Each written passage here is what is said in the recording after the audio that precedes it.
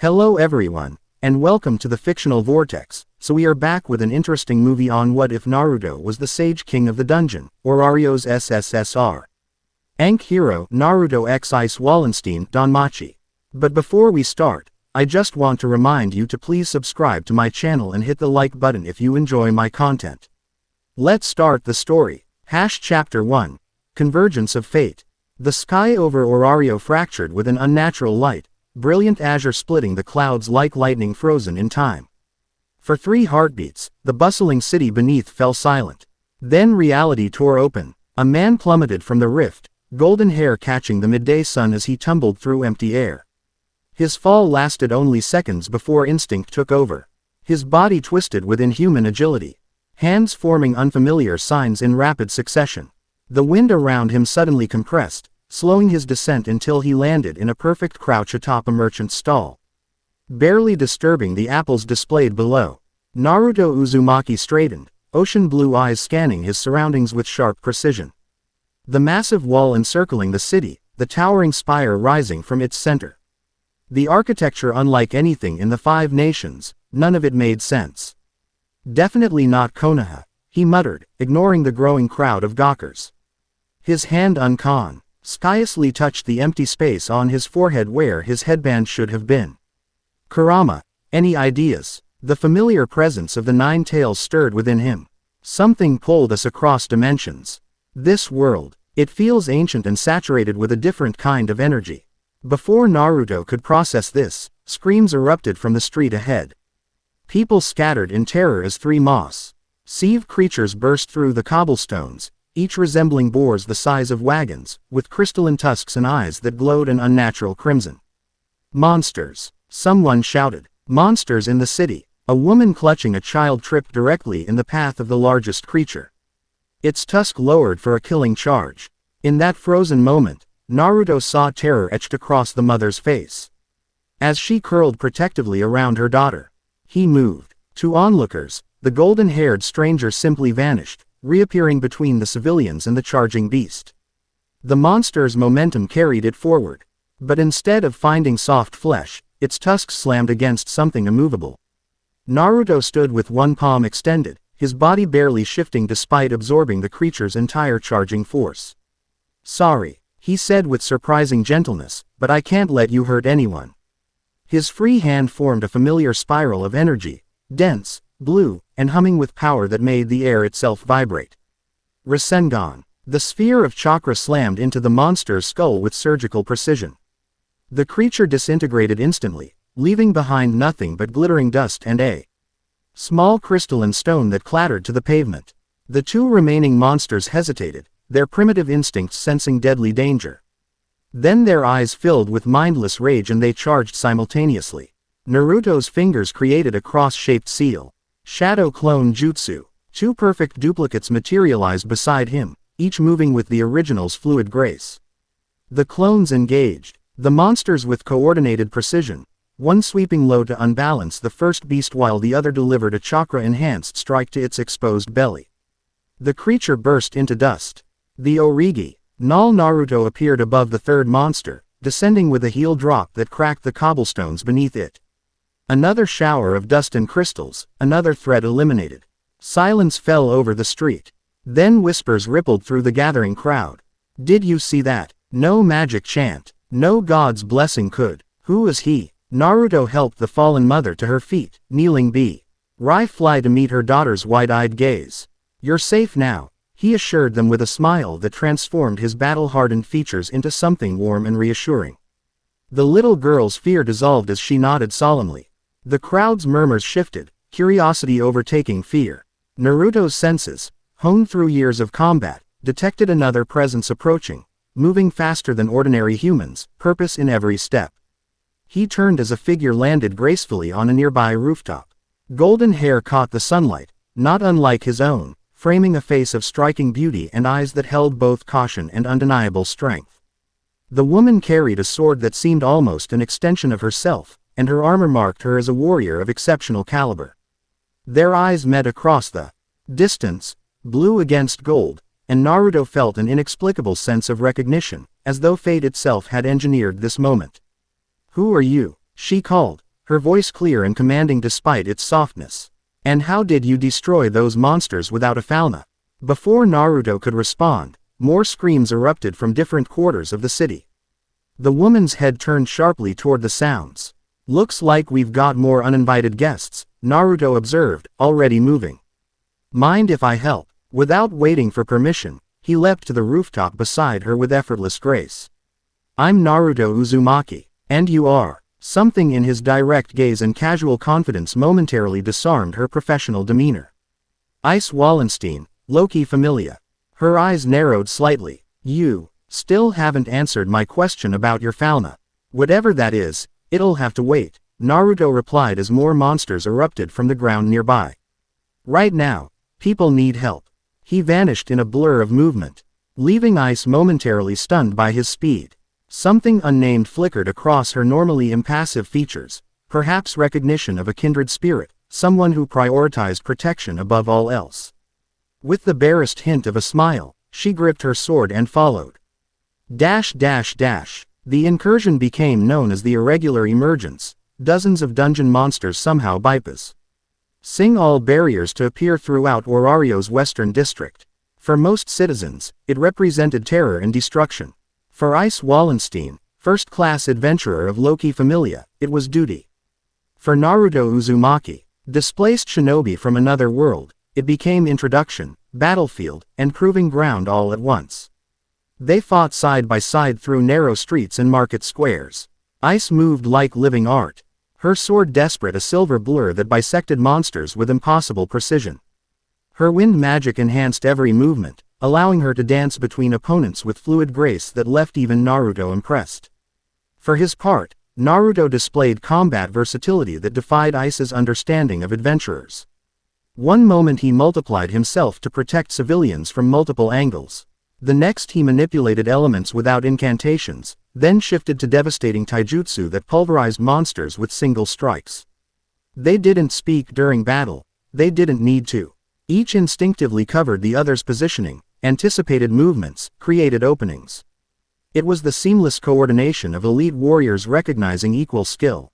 When they reached the central plaza, they found the source of the incursion, a fissure in reality not unlike the one that had delivered Naruto, but darker, oozing malevolent energy. From its depths emerged a creature unlike the others, humanoid but twisted. With obsidian skin and eyes that burned with ancient hatred. "Floor boss," Ais stated flatly, her sword raising. "Not something that should be on the surface." The Crete, Yor surveyed them with unsettling intelligence before speaking in a guttural approximation of human language.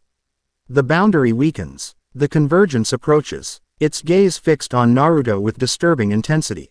"You do not belong, outsider. Your presence destabilizes." Naruto's eyes narrowed. "You're right about one thing. I'm definitely not from around here." He stepped forward, golden chakra beginning to shimmer around his form. "But neither are you, and you're the one hurting people." The monster's mouth twisted in what might have been a smile. "We are merely the harbingers. The world's thin where you tread, sage child." It struck with blinding speed, claws extending to impossible length. Ais moved to intercept, her sword catching the first blow in a shower of sparks.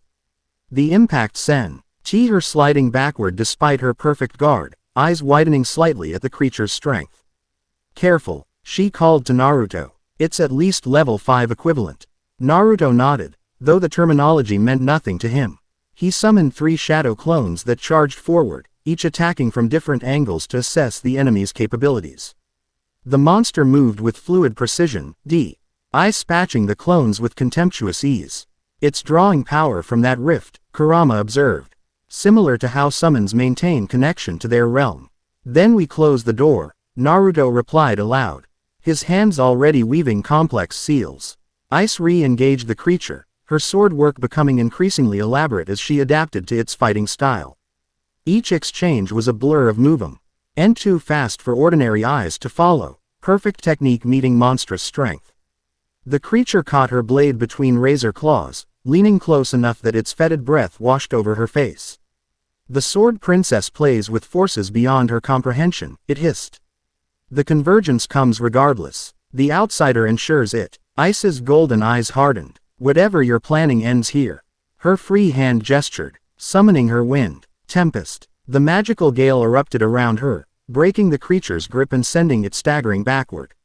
Ice pressed her advantage, her enhanced speed turning her into little more than a golden streak as she delivered a flurry of precision cuts.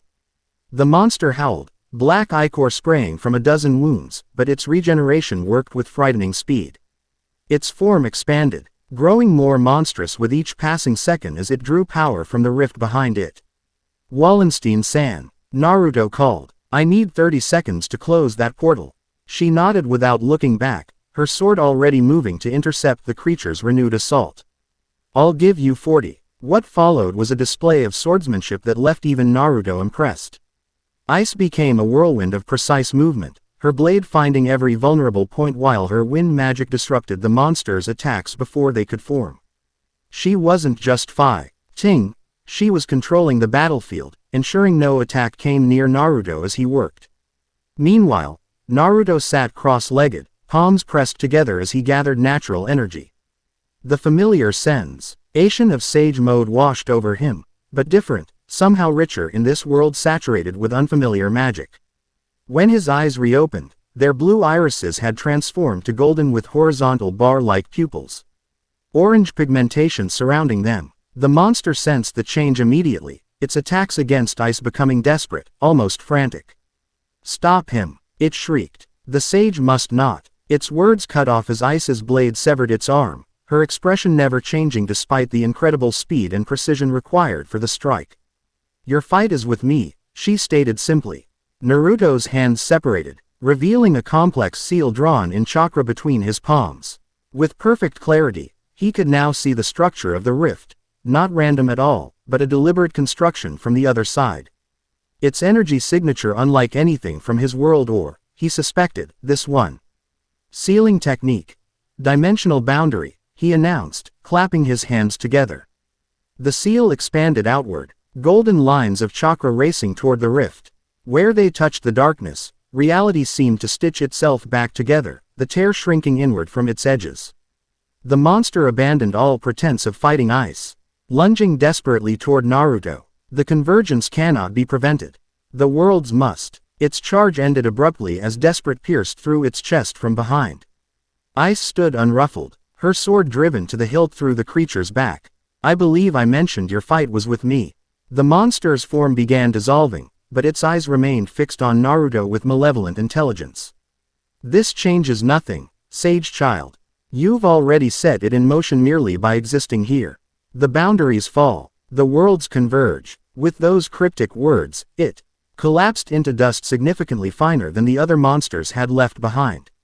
No crystal remained. The rift sealed completely with a sound like glass breaking in reverse, leaving only unmarked cobblestones where it had been. Naruto's sage mode faded as he rose to his feet, studying the spot thoughtfully. Thank you for the opening, he said, turning to Ice with genuine appreciation. Your swordsmanship is incredible. Ice sheathed her blade with practiced ease.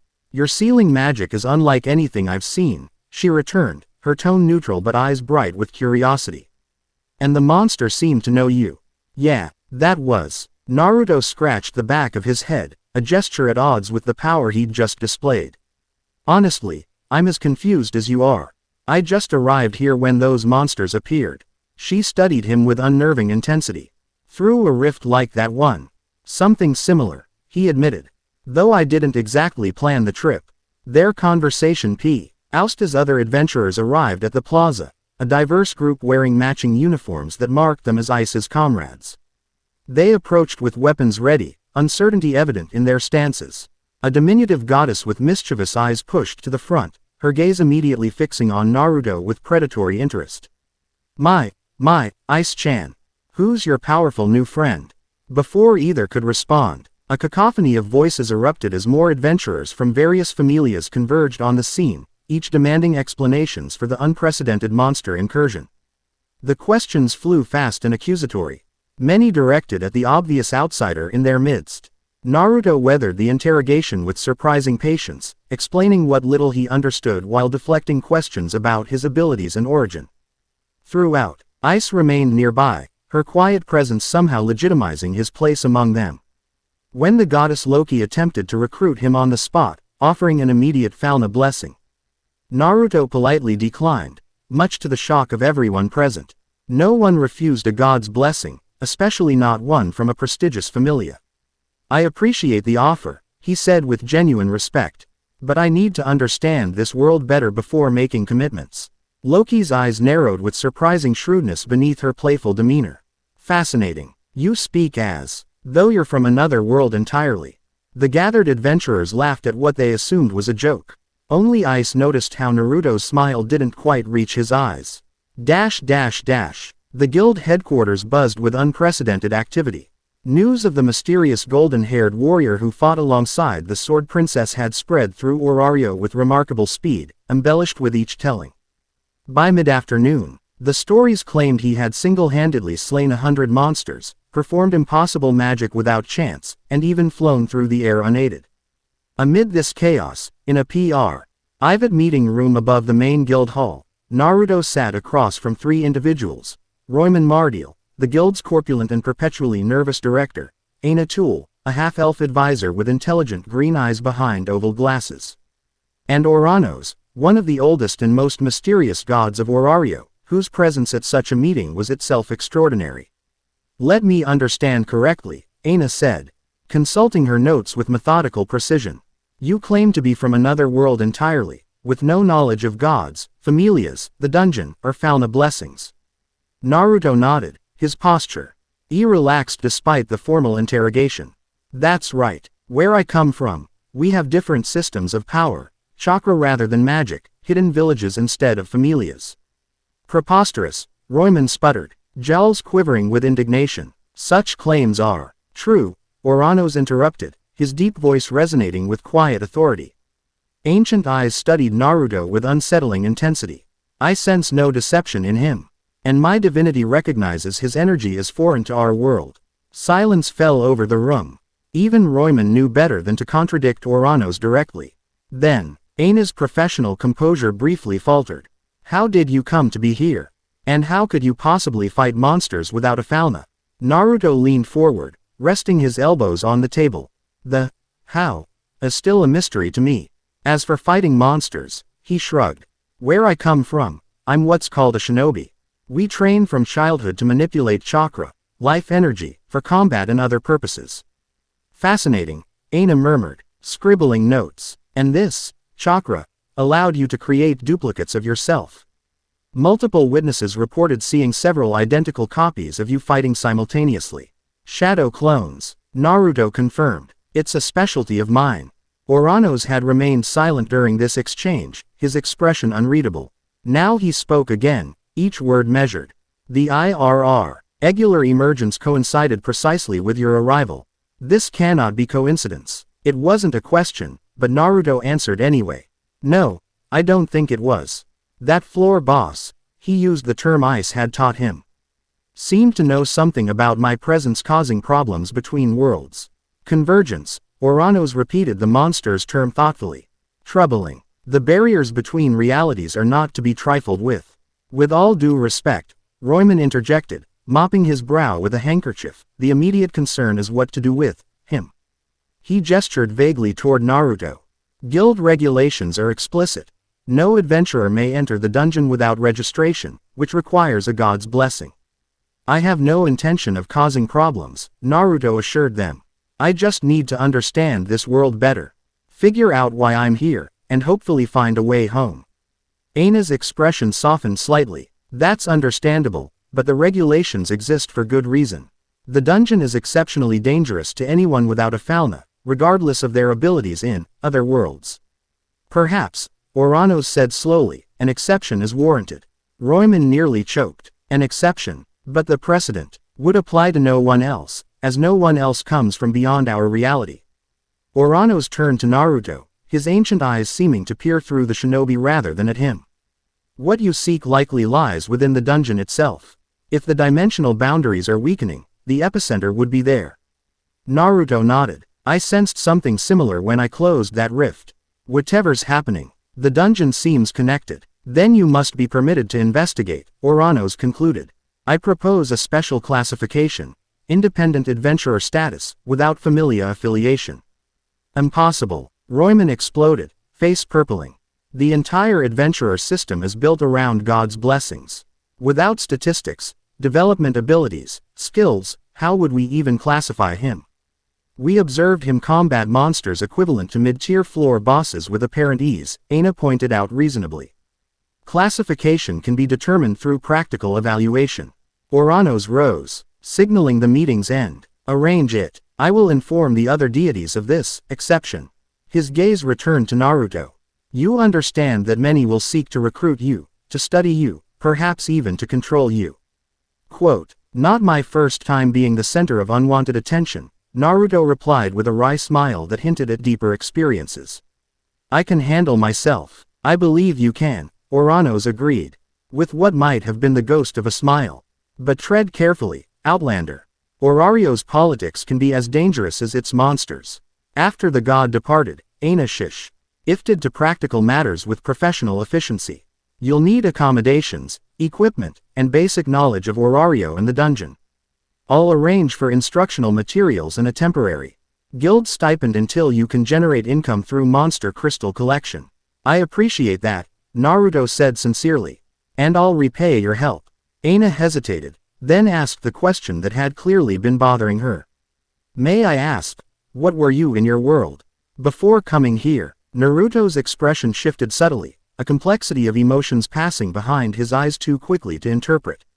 I was the 7th Hokage, leader of my village, protector, diplomat. A shadow of something like grief touched his features. I had a family. The simple statement contained volumes of unspoken meaning. Aina's professional demeanor softened further. I'm sorry for your loss. I'll do everything I can to help you find answers. Thank you. Naruto's smile returned, genuine despite the weight behind it. So, where do we start with this evaluation? The Babel Tower's training arenas weren't typically open to the public, but exceptions had been made for what the guild was officially calling a capability assessment. In reality, it had become something closer to a spectator sport, with representatives from every major familia in attendance. Naruto stood in the center of the largest arena, dressed now in equipment Aina had helped him acquire. Leather armor reinforced with lightweight metal plates, designed for mobility rather than heavy protection. He'd retained his orange and black color scheme, a small connection to his former life. Across from him stood 5 adventurers of progressively higher levels, each representing different combat specialties. The rules were PLE. Demonstrate combat capability against acknowledged benchmarks. In the observation gallery, gods and elite adventurers watched with intense interest. Loki lounged against the railing, her perpetu ally narrowed eyes fixed on Naruto with undisguised covetousness. Beside her stood Ais, her expression characteristically unreadable. What do you think, Ais-chan? Loki asked, nudging her favorite child playfully. Will our mysterious outlander survive Ganesha's champions? He won't just survive, Ais replied with quiet certainty. He'll win without difficulty. Loki's eyebrows rose at the uncharacteristic declaration. Oh, that confident in someone you just met. How unusual for my stoic sword princess. Ais didn't respond, but her golden eyes never left Naruto's form as the first Oppon. NT stepped forward, a level 1 adventurer with basic sword skills. The young man attacked with textbook precision, his movements solid if unimaginative. Naruto avoided each strike with minimal movement, never drawing a weapon of his own. To most observers, it appeared he was simply dodging. Only the most experienced fighters, Ais among them, recognized he was simultaneously analyzing his opponent's style, identifying patterns and weaknesses with each exchange. After allowing this to continue for nearly a minute, Naruto finally moved offensively, a single palm strike that connected with the swordsman's chest. The impact looked gentle but sent the adventurer sliding backward 10 paces before he collapsed to one knee, gasping for breath. Precise control of force, observed Fin Diemni, Loki Familia's captain. His tactician eyes missing nothing. He could have done far more damage but calibrated perfectly. The second challenger, level 2, specializing in axe combat, attacked immediately, hoping to catch Naruto off guard. His heavy weapon whistled through empty air as Naruto sidestepped with casual ease. 3 more swings followed, each missing by progressively narrower margins as the axeman adjusted his timing. He's letting the opponent improve, Ais noted quietly. Teaching while testing. The fourth swing came closest, the axe blade passing within a hair's breadth of Naruto's chest. In that same instant, Naruto's hand shot out, fingers tapping specific points on the adventurer's extended arm. The axe clattered to the ground from suddenly nerveless fingers. Pressure points, remarked Riveriel Yo's Alf. Loki Familia's High Elf Mage. Precise anatomical knowledge applied with surgical accuracy. The third challenger, level 3, dual-wielding daggers, approached more cautiously, circling rather than charging. This opponent had clearly studied Naruto's previous exchanges and adjusted strategy accordingly. His attack when it came was indirect, a thrown dagger followed by a D-Ving roll to approach from below Naruto's guard. For the first time, Naruto produced a weapon, or rather, created one. A kunai materialized in his hand, intercepting the thrown dagger with a metallic clang. His counter to the rolling attack was equally fluid, stepping inside the adventurer's guard to place the kunai gently against the challenger's throat before they could complete their maneuver. Materialization magic without a chant, murmured Asfi al-Andromeda, Hermes Familia's captain. Impossible without a supremely rare development ability. The fourth opponent, level 4, a mage specializing in fire, began chanting immediately. Magical energy gathering visibly around her staff. The incantation completed with impressive speed, releasing a concentrated blast of flames directly at Naruto. Instead of dodging, Naruto's hands formed unfamiliar signs in rapid succession. Water style. Water wall jutsu. A barrier of swirling water materialized before him, completely neutralizing the flames in a cloud of steam. Before the mist cleared, Naruto had already moved, appearing behind the startled mage with that same impossible speed.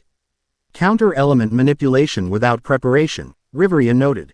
Unable to fully mask her professional interest. Not drawn from the environment but created ex nihilo.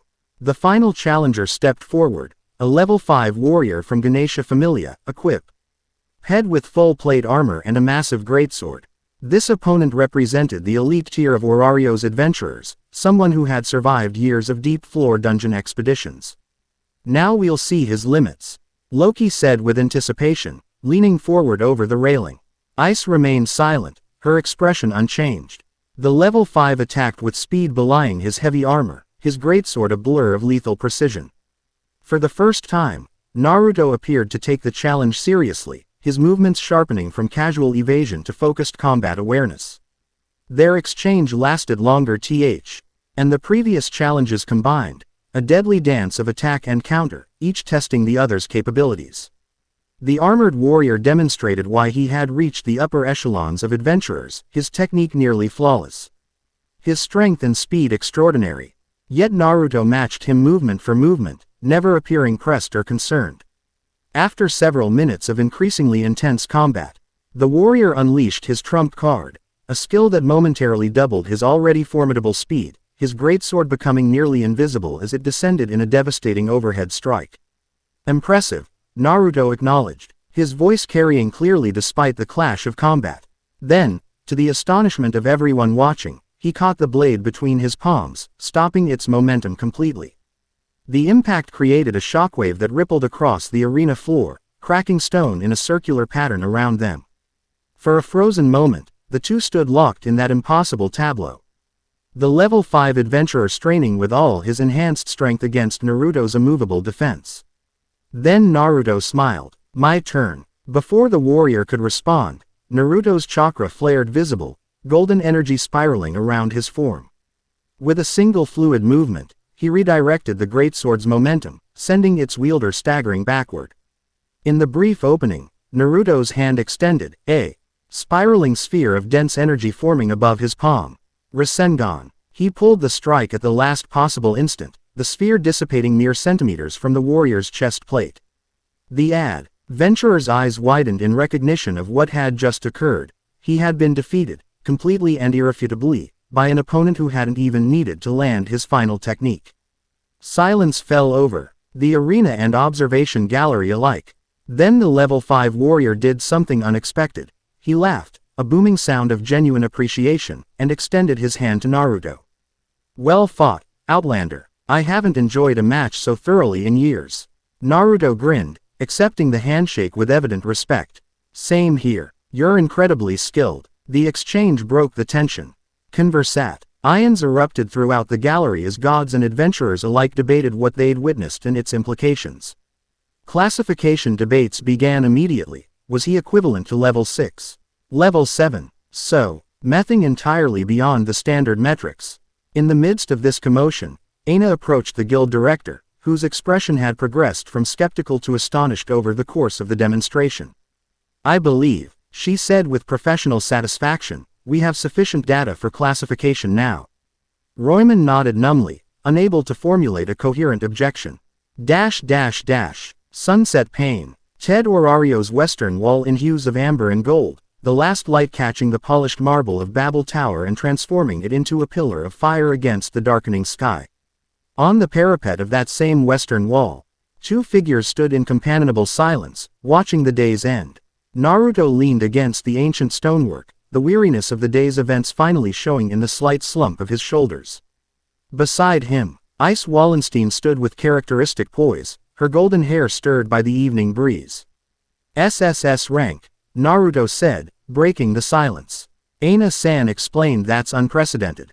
It is, Ais confirmed. Most adventurers are classified from H through S based on their level and capabilities. SS is theoretical. No one has achieved it. A pause. Until today. Naruto chuckled, the sound carrying a hint of melancholy. Back home, we had something similar. S-rank missions, S-rank shinobi. I wonder if some things are universal across worlds. Perhaps. Ais's gaze remained on the horizon. But her attention was clearly on him. The guild is creating an entirely new registration category for you.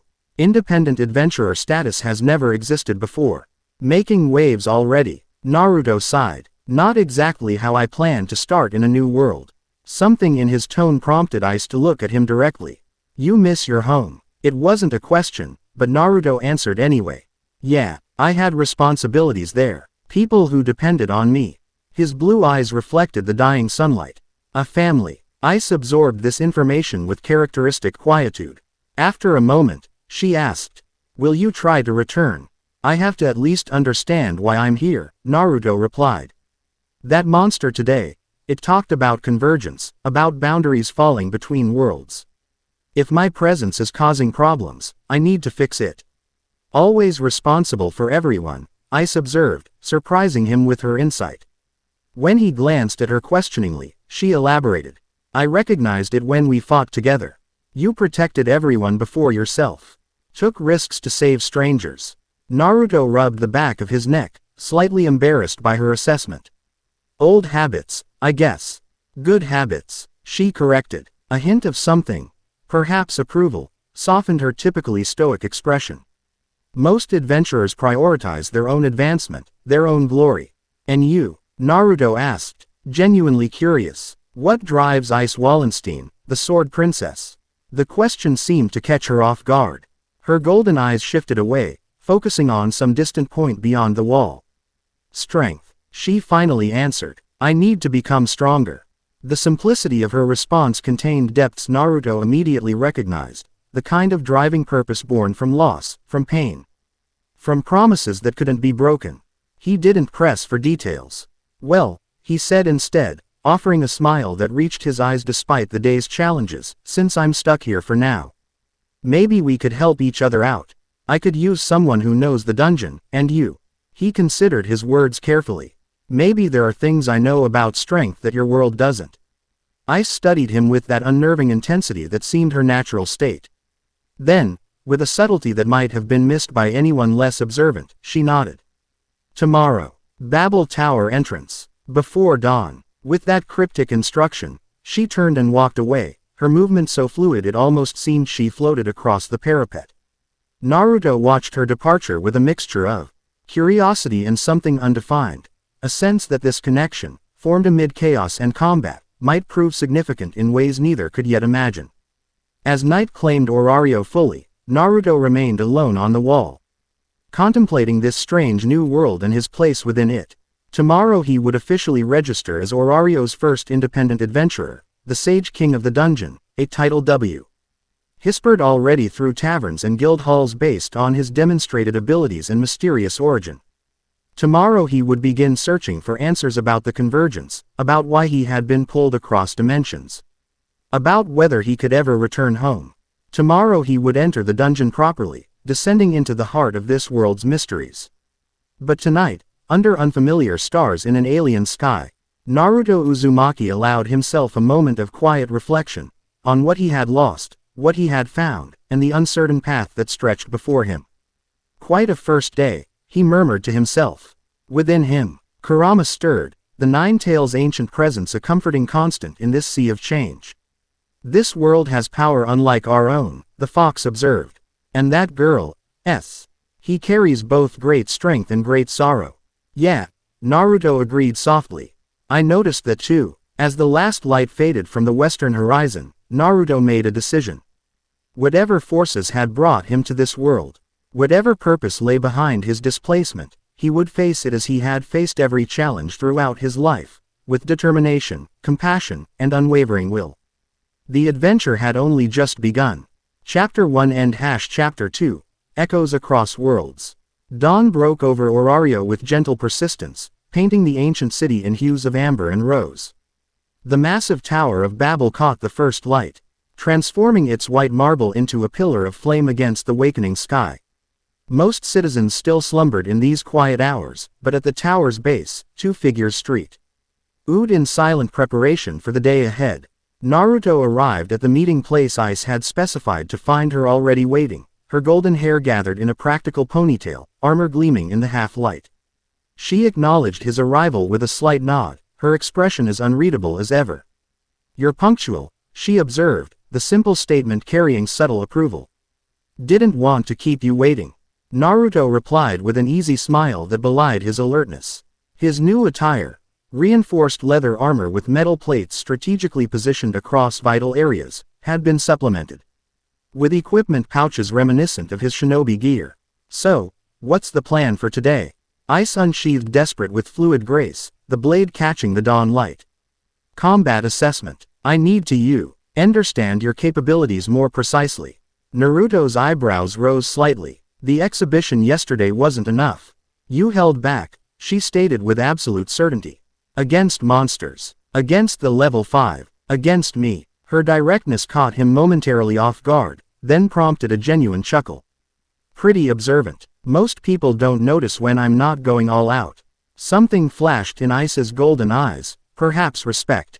Perhaps challenge. I'm not most people. No, Naruto agreed, studying her with renewed interest. You definitely aren't. Without further preamble, Ais Ned toward the massive doors that marked the dungeon's entrance. We train on the 10th floor. Fewer interruptions. Adequate monster presence for practical application. As they entered Babel Tower, passing through the grand entrance hall with its soaring ceilings and ancient inscriptions, Naruto absorbed every detail with the situational awareness that had kept him alive through decades of combat.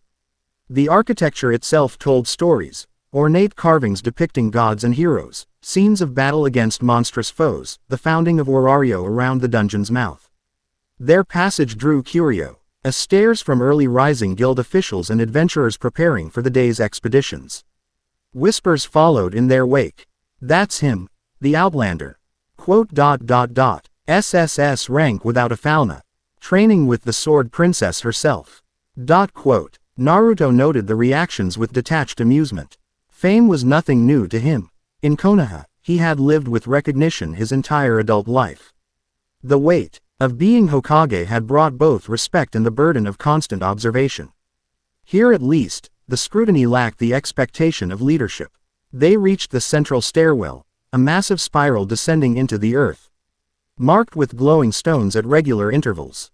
Unlike the ornate grandeur of Babel's upper levels, the dungeon itself felt primordial, its stone walls almost organic in their flowing patterns. The air growing thicker with each level they descended. The dungeon feels alive, Naruto observed quietly as they passed the 5th floor marker.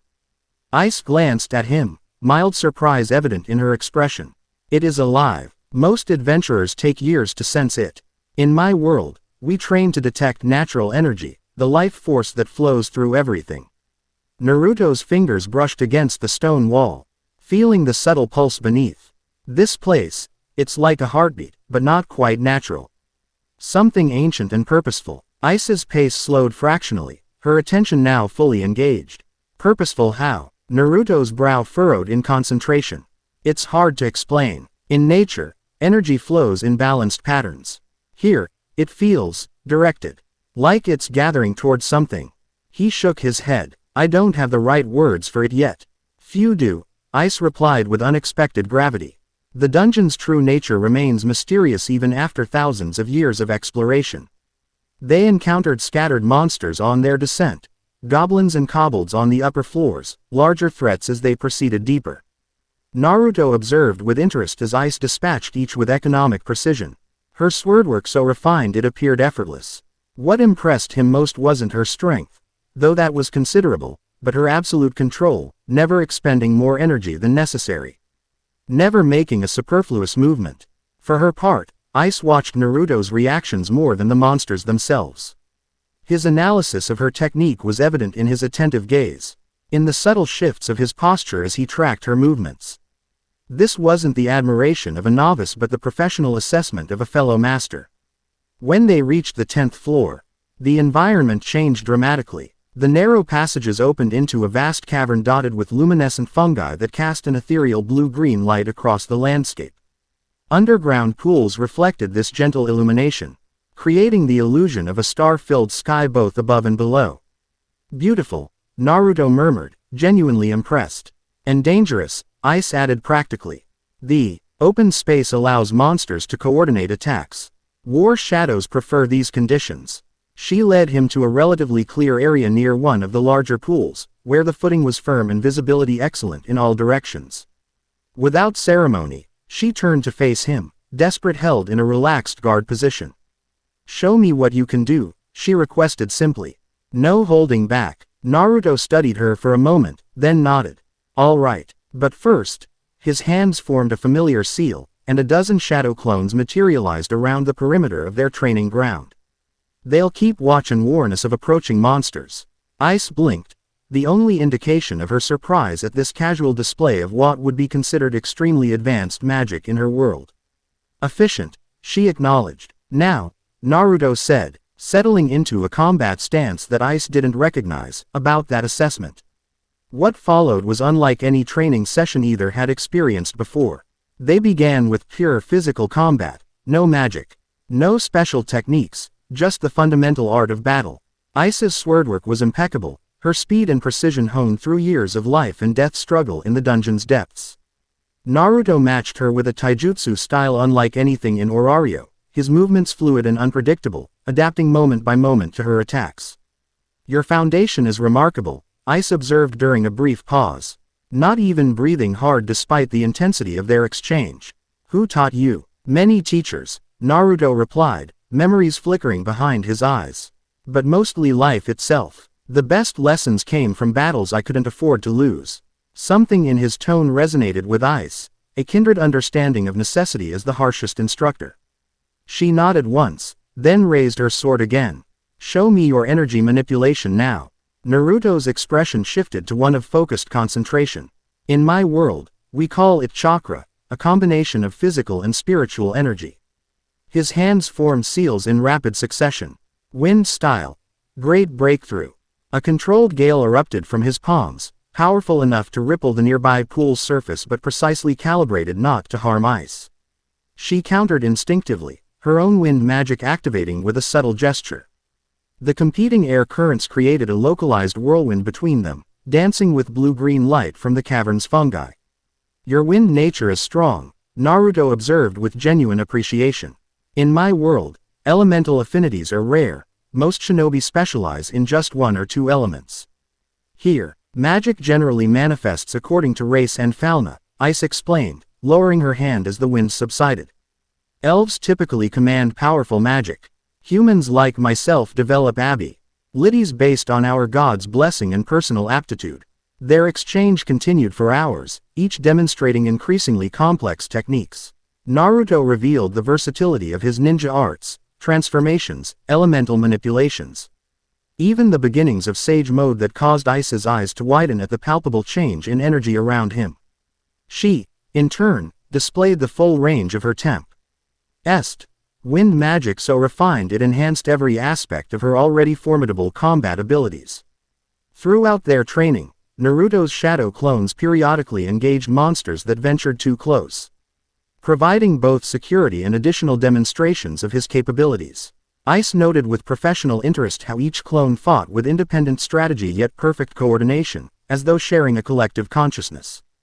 "Your duplicates?" she inquired during another brief rest. "They retain your knowledge?" Naruto nodded. "Better than that. When they disperse, their experiences return to me. It's how I learned Sage Mode in a fraction of the normal time." He grinned. "Great for training, though it has limits. The chakra gets divided among all the clones."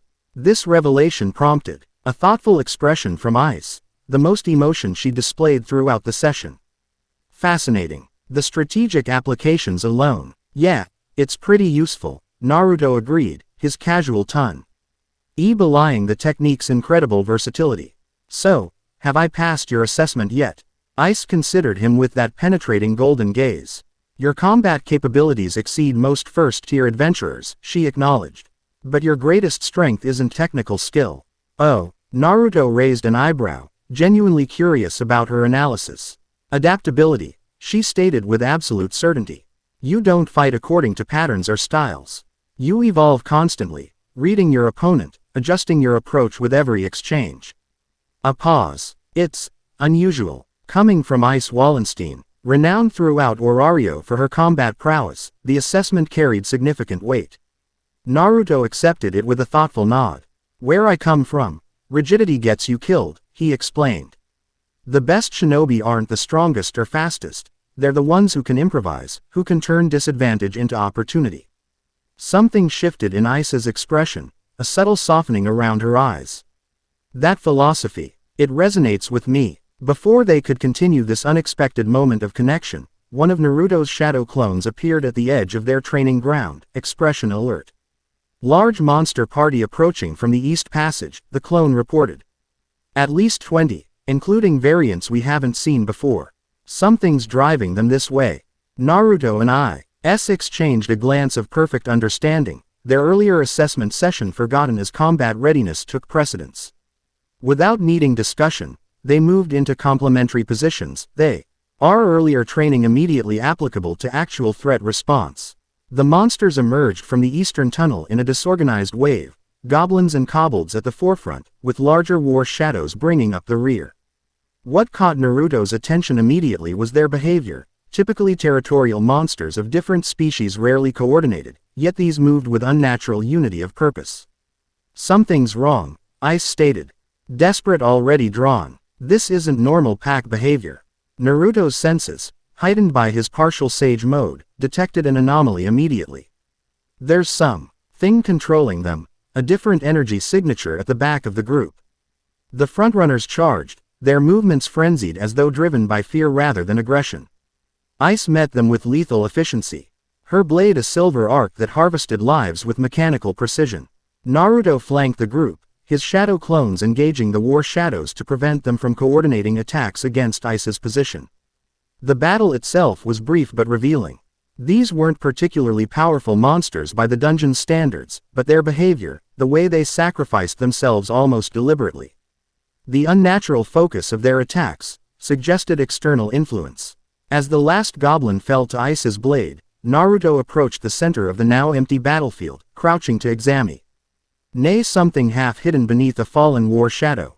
With careful movements, he extracted a small crystalline object unlike the standard magic stones dropped by dungeon monsters. "This doesn't belong here," he said, holding up a fragment that pulsed with sickly purple light.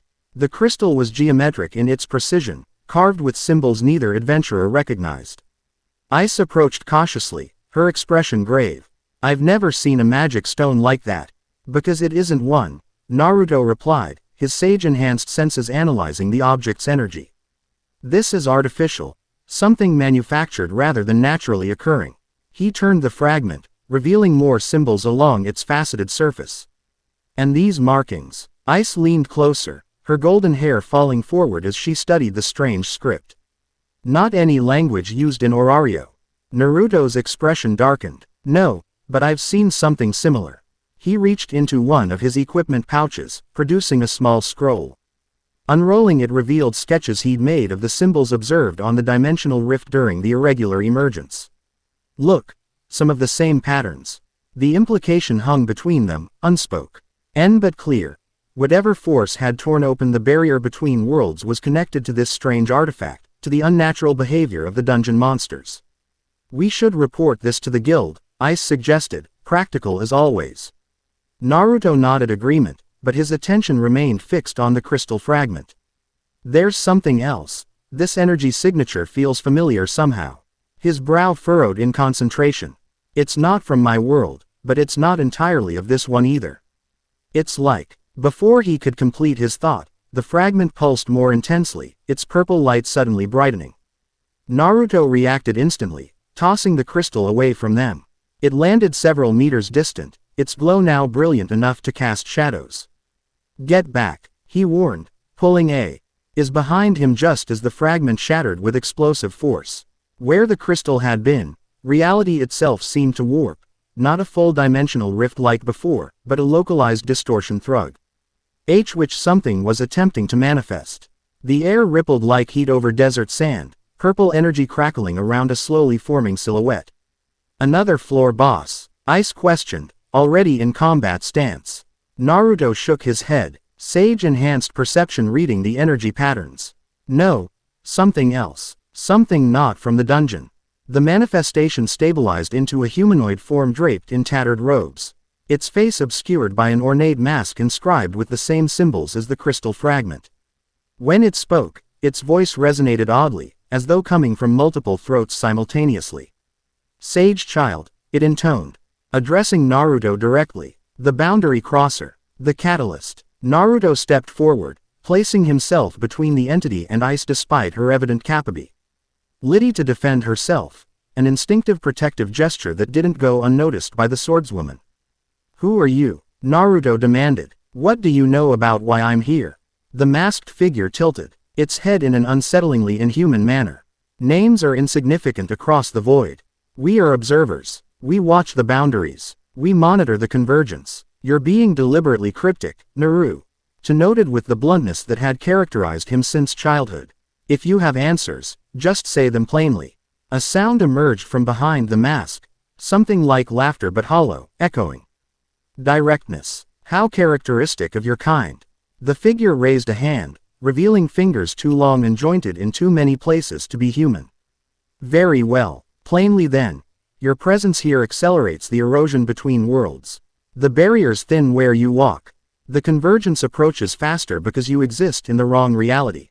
Ais moved to stand beside Naruto rather than behind him, a BTLE assertion of partnership rather than accepting protection. What is this convergence you speak of? The figure's attention shifted to her, the eyeholes of its mask revealing nothing but darkness within. The inevitable collapse of separation. All worlds once were one. All worlds shall be one again. Its gaze returned to Naruto. Your power, what you call chakra, resonates with the ancient harmonies. It catalyzes the process. I didn't choose to come here, Naruto pointed out, frustration evident in his voice. Something pulled me across dimensions. Yes, the observer agreed. The architects. They seek to control the convergence rather than allow its natural progression. They selected you specifically, a being whose energy signature bridges multiple realities. This revelation hit Naruto like a physical blow. Selected me. Why? Who are these architects? The observer's form began to destabilize, the edges of its silhouette blurring as though being erased. Their purposes are their own. But know this, sage child, you were not their only selection. Others will cross. The boundaries weaken further with each transition. As the entity faded, its final words echoed in the caver. Seek the ancient archives beneath the dungeon's heart. The truth of all worlds awaits where light and darkness first divided. The purple energy collapsed in on itself, leaving behind nothing but scorched stone where the observer had stood. Silence fell over the training ground, broken only by the distant sounds of water droplets falling into underground pools. Naruto and Ais exchanged a weighted glance. The implications of what they'd witnessed settling between them. You believe what it said? Ais asked finally, her voice carefully neutral. Naruto sighed, running a hand through his spiky blonde hair. It had no reason to lie. And it explains things that have been bothering me since I arrived. He looked at her directly. If my presence really is damaging the boundaries between worlds, I need to understand how to fix it. Ais studied him with that penetrating golden gaze. The ancient archives it mentioned, they must be in the deep floors.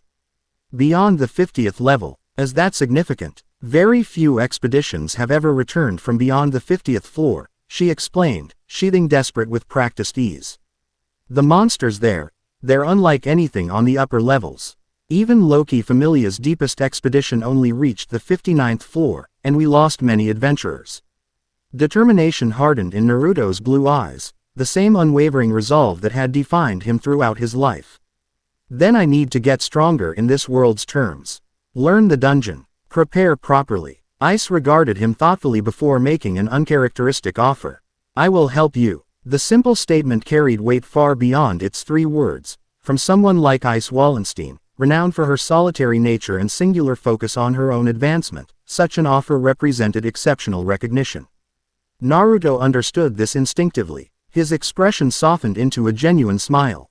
Thank you, Wallenstein-san. Ais, she corrected quietly. Just Ais. The hostess of fertility bustled with its usual evening crowd, adventurers from various familias gathering to eat, drink, and exchange stories of the day's dungeon exploits. The establishment's reputation for excellent food was matched only by its notoriety for the strict discipline maintained by its proprietress, the formidable dwarf Mia Grand. Naruto sat at a corner table, still processing the day's revelations while observing the social dynamics of his new world with the situational awareness ingrained by decades of shinobi training. The tavern offered a perfect microcosm of Orario's complex hierarchy, the subtle deference shown to high-level adventurers, the easy camaraderie within familias, the occasionally tense interactions between rival groups. Another ale, handsome, offered a cheerful voice. Breaking through his contemplation, he looked up to find a smiling cat person, Anya, if he remembered correctly from his earlier introduction to the staff, holding a pitcher and regarding him with friendly curiosity. I'm good, thanks, he replied with a polite smile. The food was excellent, though. Glad y'all liked it. Anya's tail swished with evident pleasure at the compliment. Ma'am, Amiya's recipes are famous throughout Orario. She leaned slightly closer, her voice dropping conspiratorially. Everyone's been wondering about you, you know. The mysterious SSS-Rank adventurer without a familia. Naruto chuckled, unsurprised by the attention. Not much mystery, really. Just someone trying to figure things out in a new place. So modest. Anya's ears twitched with amusement. Well, if ya need anything else, just wave. The pretty elf in the corner's been watching you, by the way, she added with a playful wink before sauntering away. Naruto's awareness had already noted the observer in question, a slender female elf seated alone at a distant table, her striking green hair partially concealed by a hooded cloak. Her presence radiated calm control, her observation subtle but professional. What interested Naruto most was that she made no effort to hide her attention once he met her gaze directly, a slight nod acknowledged that she knew he'd noticed her surveillance. Before he could decide whether to approach her, the tavern's door opened to admit a new group of adventurers. The resulting shift in atmosphere was immediate and palpable, conversations pausing briefly, EY's turning toward the newcomers with mixed reactions of admiration and wariness. Loki Familia had arrived. Leading them was a diminutive goddess with perpetually narrowed eyes and a mischievous grin that suggested complicated intentions. Behind her walked Ais, her golden hair and distinctive armor immediately recognizable, accompanied by several elite adventurers Naruto recalled from the observation gallery during his evaluation. Ah, if it isn't our independent adventurer! Loki exclaimed with theatrical enthusiasm, making a beeline for Naruto's table. Mind if we join you? Excellent. Mia, your finest ale for my children and our distinguished guest. Before Naruto could respond to the presumptuous invitation, the goddess had already seated herself opposite him, her elite adventurers arranging themselves around the now crowded table. Ais took the seat directly to his right, her expression characteristically unreadable though her eyes held a hint of apology for her deity's forward behavior. Loki-sama, Naruto greeted politely, adapting to the situation with the diplomatic skill honed during his time as Hokage. I was wondering when we'd meet properly. So formal. Loki waved dismissively. Just Loki is fine. We gods aren't big on ceremony, especially with interesting mortals. Her sharp eyes studied him with undisguised interest. And you, Naruto Uzumaki, are possibly the most interesting mortal to arrive in Orario in centuries. The Amazon seated across from him, Chiona Hiryut, if he recalled correctly, leaned forward with boundless enthusiasm. Is it true you fought alongside Ice during the irregular emergence? And that you sealed a dimensional rift with bare hands? And that you can multiply yourself infinitely? Her rapid-fire questions, delivered with infectious energy and genuine curiosity, contrasted sharply with the reserved assessment of the regal high elf beside her, Riverielio's elf, whose ancient eyes held the weight of millennia despite her youthful appearance. Chiona, Riveria chided gently, perhaps allow our guest to breathe between interrogations. Naruto couldn't help but smile at the Amazon's enthusiasm. It's all right. Yes, I fought alongside Ice-san. The rift closing wasn't quite with bare hands, it was a sealing technique from my world. And no, not infinitely. Shadow clones divide my chakra, so there are practical limits. Your world, Riveria repeated, her melodious voice carrying subtle emphasis. Fascinating. The theoretical implications of cross-dimensional travel have been debated among Elven scholars for generations, primarily as philosophical exercises. To encounter living proof, she studied him with intellectual hunger that somehow felt more invasive than Loki's obvious covetousness. The Prum seated at the table's end, Findiemni, Loki Familia's captain, observed this exchange with tactician eyes, his deceptively childlike appearance belied by the shrewd intelligence in his gaze. Forgive our curiosity, Uzumaki-san. News of your abilities and circumstances has created quite a stir among all familias. I understand, Naruto assured them, his disarming smile masking keen assessment of his own. In your position, I'd be curious too. More than curious, Loki interjected with a sly grin. Absolutely salivating at the possibility of recruiting you. My offer stands, you know, a place in Loki Familia for Orario's most unique adventurer. Ice, who had remained silent throughout this exchange, finally spoke. Naruto encountered something in the dungeon today. Her quiet statement immediately captured everyone's attention, redirecting the conversation with efficient precision. With a grateful glance at Ice for the intervention, Naruto described their encounter with the observer, carefully omitting certain details while providing enough information to convey the significance of what they'd learned. Finn's expression grew increasingly serious as Naruto spoke.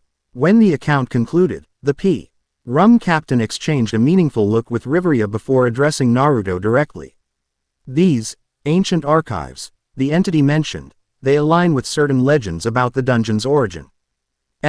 Stories of a civilization that existed before the gods descended, one that understood the fundamental nature of the world in ways now lost to us. The archives are said to contain knowledge that even the gods don't possess, Riveria added. Her tone measured despite the extraordinary claim. If they truly exist in the deep floors, recovering that knowledge would revolutionize our understanding of the dungeon itself. Loki had grown uncharacteristically serious during this exchange, her perpetual grin fading to a thoughtful frown. The convergence it mentioned, that's considerably more troubling. The boundaries between worlds aren't meant to be permeable. You believe what this observer said? Chiona asked, her usual exuberance tempered by the gravity of the discussion. Partially, Naruto replied honestly. Its explanation fits certain things I've experienced since arriving. The way my chakra interacts with this world's energy feels resonant in ways that shouldn't be possible between truly separate systems. Riveria's eyes sharpened with intellectual interest. You sense compatibility between fundamentally different magical frameworks. That would support convergence theory. The idea that distinct realities might once have been unified. Their discussion continued as food and drinks arrived, the initial recruitment overtures gradually shifting to more substantive exchange of information. Despite their obvious interest in his abilities, Naruto found himself genuinely appreciating the Loki Familia executive's analytical approach to the situation. Their perspectives, Finn's strategic assessment, Riveria's scholarly knowledge, Chiona's practical dungeoneering experience, and Ice's unparalleled combat insight, provided valuable context for navigating this new world. Throughout the meal, Naruto remained aware of the green-haired elf still observing from her corner table, her attention never wavering despite her apparent solitude. When the conversation temporarily shifted to Loki teasing Ais about her secret training session with the handsome newcomer, Naruto used the moment to catch the observer's eye again. This time, he offered a slight nod of his own, acknowledgement and invitation. After a brief hesitation, the hooded figure rose gracefully and approached their table. "Ah, Ryu-chan," Loki greeted with renewed enthusiasm. "Come to spy on my children's strategies again. Or perhaps you're more interested in our guest tonight." The newcomer, Ryu, lowered her hood, revealing striking features framed by short green hair and eyes that held both wisdom and wariness in equal measure. "Good evening, Loki-sama," she responded with formal politeness before turning to Naruto. "I apologize for observing you, Uzumaki-san. Professional habit rather than malicious intent." Her voice carried the distinctive melodious quality of elven speech, but with a harder edge than Riveria's cultured tones, the difference between academic refinement and practical experience. Naruto waved away the apology with genuine unconcern. "No harm done. I'm used to being watched." He offered his hand in greeting. "And just Naruto is fine." Ryu hesitated fractionally before accepting the handshake, a moment of assessment rather than reluctance. "Ryu Lion, I work here at the Hostess of Fertility." As a waitress who just happens to notice everything, Loki added with a knowing smirk. "And definitely not as a former adventurer with quite the interesting history." Something flashed in Ryu's eyes, a warning that the goddess cheerfully ignored. "Since you've already been briefed on our visitor by whoever's paying for your information," Loki continued, "why not join us properly? I'm sure Naruto would appreciate perspectives beyond my illustrious familia." Though delivered with typical Loki mischief, the invitation seemed to surprise Ryu. After a moment's consideration, she inclined her head in acceptance and took the empty seat to Naruto's left, creating a table. Oh, that did not go unnoticed by the tavern's other patrons, the mysterious newcomer flanked by two of Orario's most formidable female adventurers. As conversation resumed, Naruto found himself intrigued by the contrast between his two companions. Ais's quiet strength manifested in economic movement and direct assessment, while Ryu's more contained presence concealed layers of complexity beneath her composed exterior. Both carried the unmistakable aura of those who had witnessed more than their years might suggest, a quality Naruto recognized from his own reflection. The evening progressed with discussions of dungeon strategy, comparative fighting techniques, and carefully circumscribed explanations of Naruto's world. He shared enough to satisfy curiosity without revealing potentially destabilizing information, a diplomatic balance struck from years of international negotiations as Hokage. When Loki eventually departed with most of her familia, claiming tedious deity business required her attention, the table's dynamic shifted noticeably. Riveria remained, her scholarly interest in Naruto's dimensional transit evident, while Tiona stayed simply because, as she put it, she's still young and the stories are just getting good. "Is it true you were the leader of your village?" Tiona asked, leaning forward with unabashed curiosity. "Like a king," Naruto chuckled, the comparison striking him as both accurate and absurd simultaneously. "Not exactly a king. Hokage, Fire Shadow, is more like a protector. The strongest shinobi who safeguards everyone, makes difficult decisions, represents the village to other nations." "Sounds like a king to me," Tiona insisted with a bright smile. "Just with more actual responsibility than fancy titles. And apparently more paperwork than anyone should endure," Ryu added with subtle humor, recalling an earlier comment Naruto had made about the administrative burdens of leadership. Their banter was interrupted by a komote on at the tavern's entrance. Raised voices, the sound of something breaking, then Miyagran's thunderous reprimand cutting through the chaos. Naruto's attention shifted immediately to assess the potential threat, his situational awareness noting how Ais, Ryu, and the remaining Loki Familia members had also tensed slightly in response. The disturbance resolved itself quickly under Mia's fearsome supervision, but not before Naruto caught sight of its cause, a young woman with fox ears and multiple tails being roughly handled by what appeared to be private security guards. Though the incident ended with the guard's ejection from the establishment, the fox woman remained just inside the doorway, her posture conveying profound discomfort at the attention her presence had attracted. "A Renard," Riveria observed quietly. "Unusual to see one alone in Orario, particularly in this district." Chiona's expression had darkened uncharacteristically. Those were Ishtar Familia thugs. Nothing good comes from their involvement with anyone. Quote, before Naruto could inquire further, he noticed Ais studying his reaction to the scene with subtle interest. When their eyes met, she simply said, "You want to help her." It wasn't a question but an observation, delivered with the same directness that characterized all their interactions. Naruto found himself appreciating once again how accurately she read his intentions despite their brief acquaintance. Old habits, he acknowledged with a slight smile. "Mind if I?" Ais nodded, her expression softening almost imperceptibly.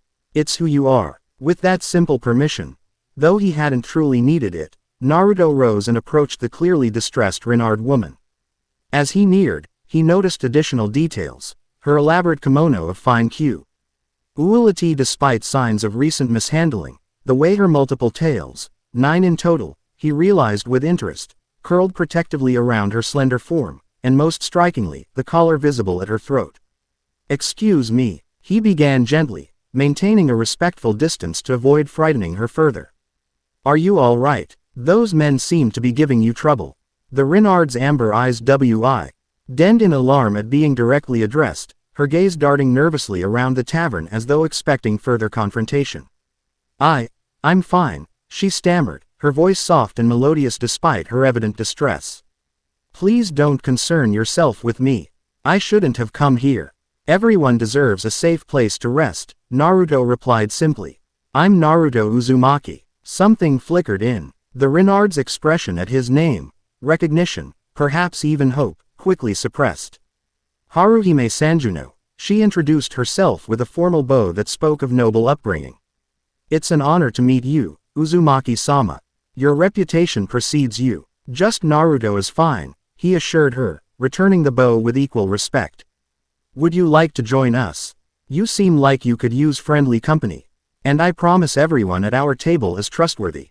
Haruhime's gaze shifted to the indicated table, where Ais, Ryu, and the Loki Familia members were watching their interaction with varying degrees of interest.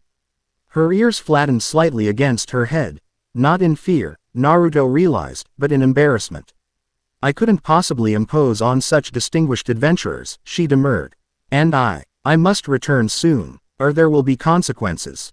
The hesitation in her voice, combined with the significance of her collar and the earlier confrontation with Ishtar Familia guards, painted a concerning picture. Naruto had seen enough of the world, both his own and others, to recognize indicators of someone bound against their will, regardless of how gilded the cage might be.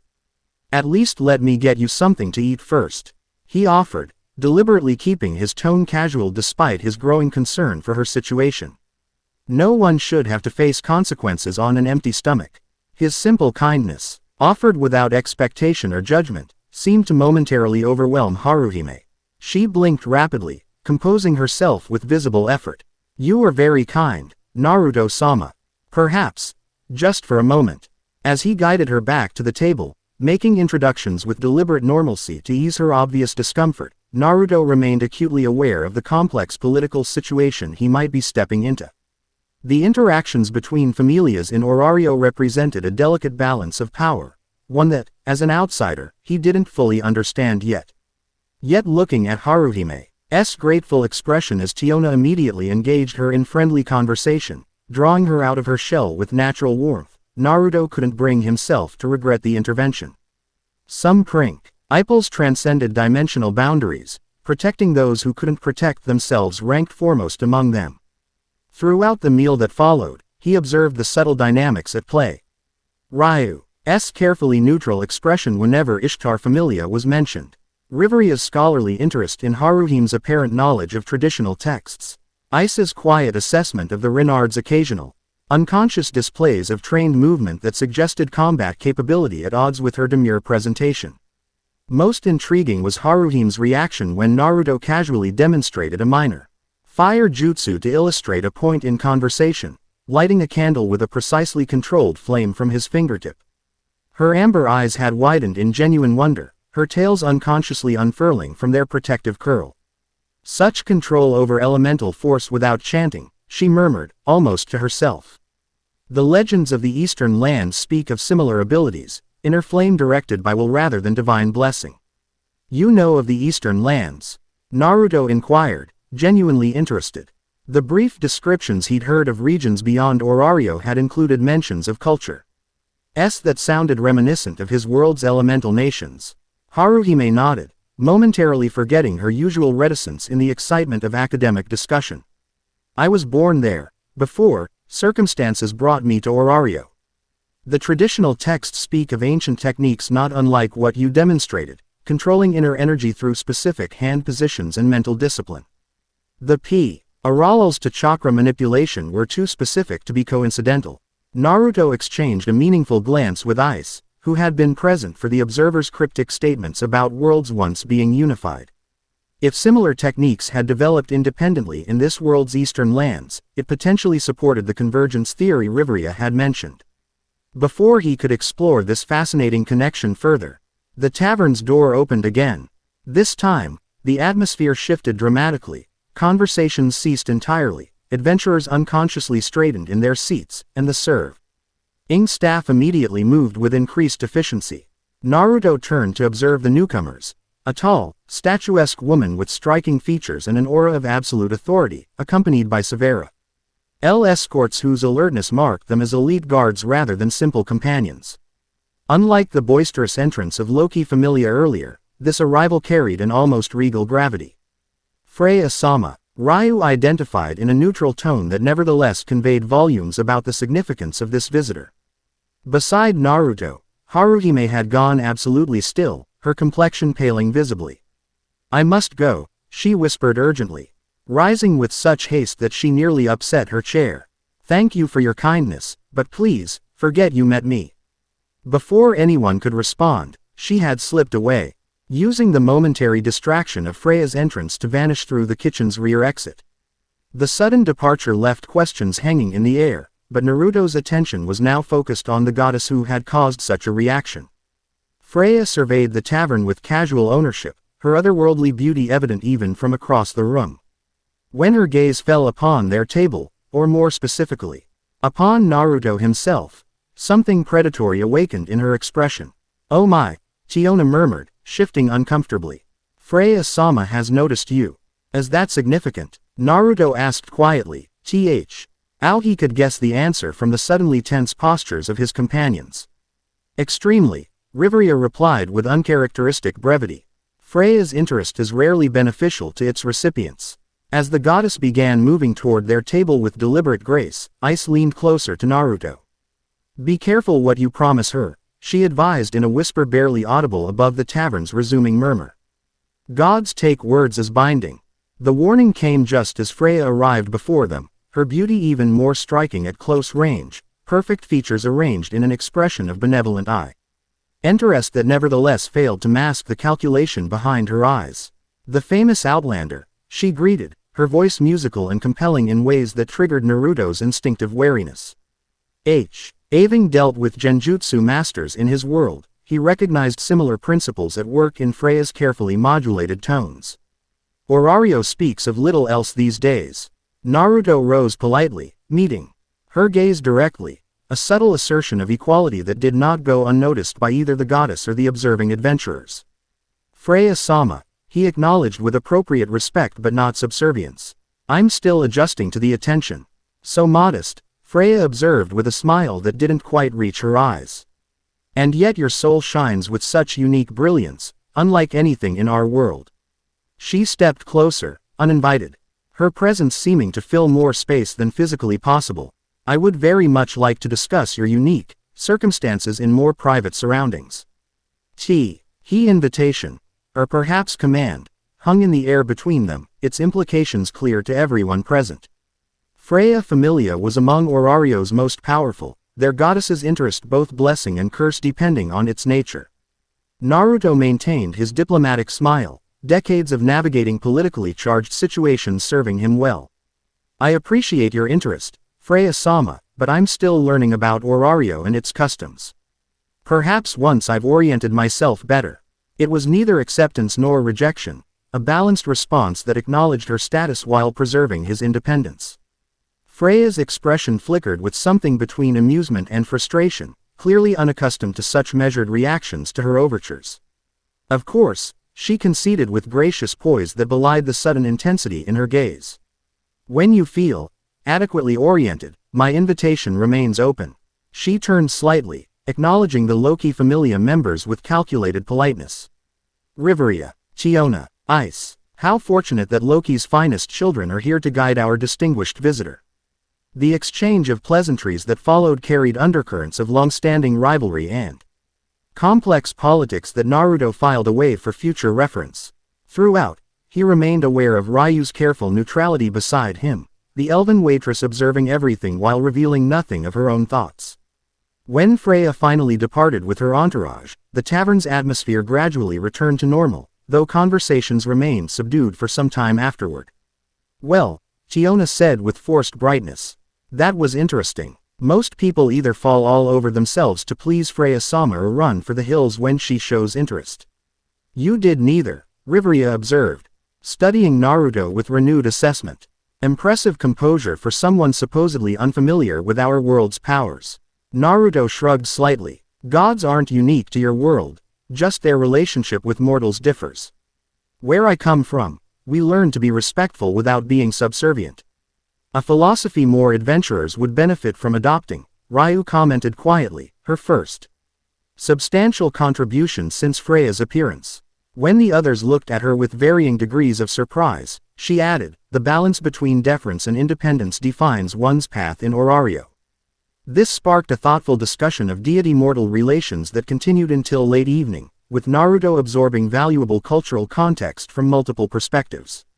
By the time they prepared to depart, he had formed preliminary impressions of Orario's complex social landscape, the competition between familias, the ambiguous role of gods who were both benefactors and masters, the precarious position of individuals like Haruhime caught in power structures they couldn't escape. As the group dispersed outside the hostess of fertility, Ryu approached Naruto with unobtrusive purpose, her voice pitched for his ears alone. A word of advice, if I may. The Renard you met. Her situation with Ishtar Familia is more complicated than it appeared. Intervention without understanding could make things worse for her. Naruto studied the elven waitress with renewed interest, noting the depth of experience evident in her measured warning. You sound familiar with such situations. They've seen enough of Orario's darker aspects to recognize them, she replied carefully. Not all chains are visible, and not all prisons have bars. In my experience, Naruto responded with equal care. Sometimes an outside perspective is exactly what's needed to challenge systems that insiders have accepted as unchangeable. Something shifted in Ryu's expression. Respect, perhaps, or recognition of a kindred philosophy. Just be careful. Ishtar Familia operates under different principles than you might expect. She hesitated before adding, if you decide to pursue the matter further, there are those who might assist with information, at least. Including yourself? Naruto asked directly. Ryu's mouth curved in the barest suggestion of a smile. Perhaps. The hostess of fertility hears any things that might prove useful to a newcomer navigating Orario's complexities. With that cryptic offer, she inclined her head in farewell and turned back toward the tavern, her slender form soon disappearing into the evening shadows.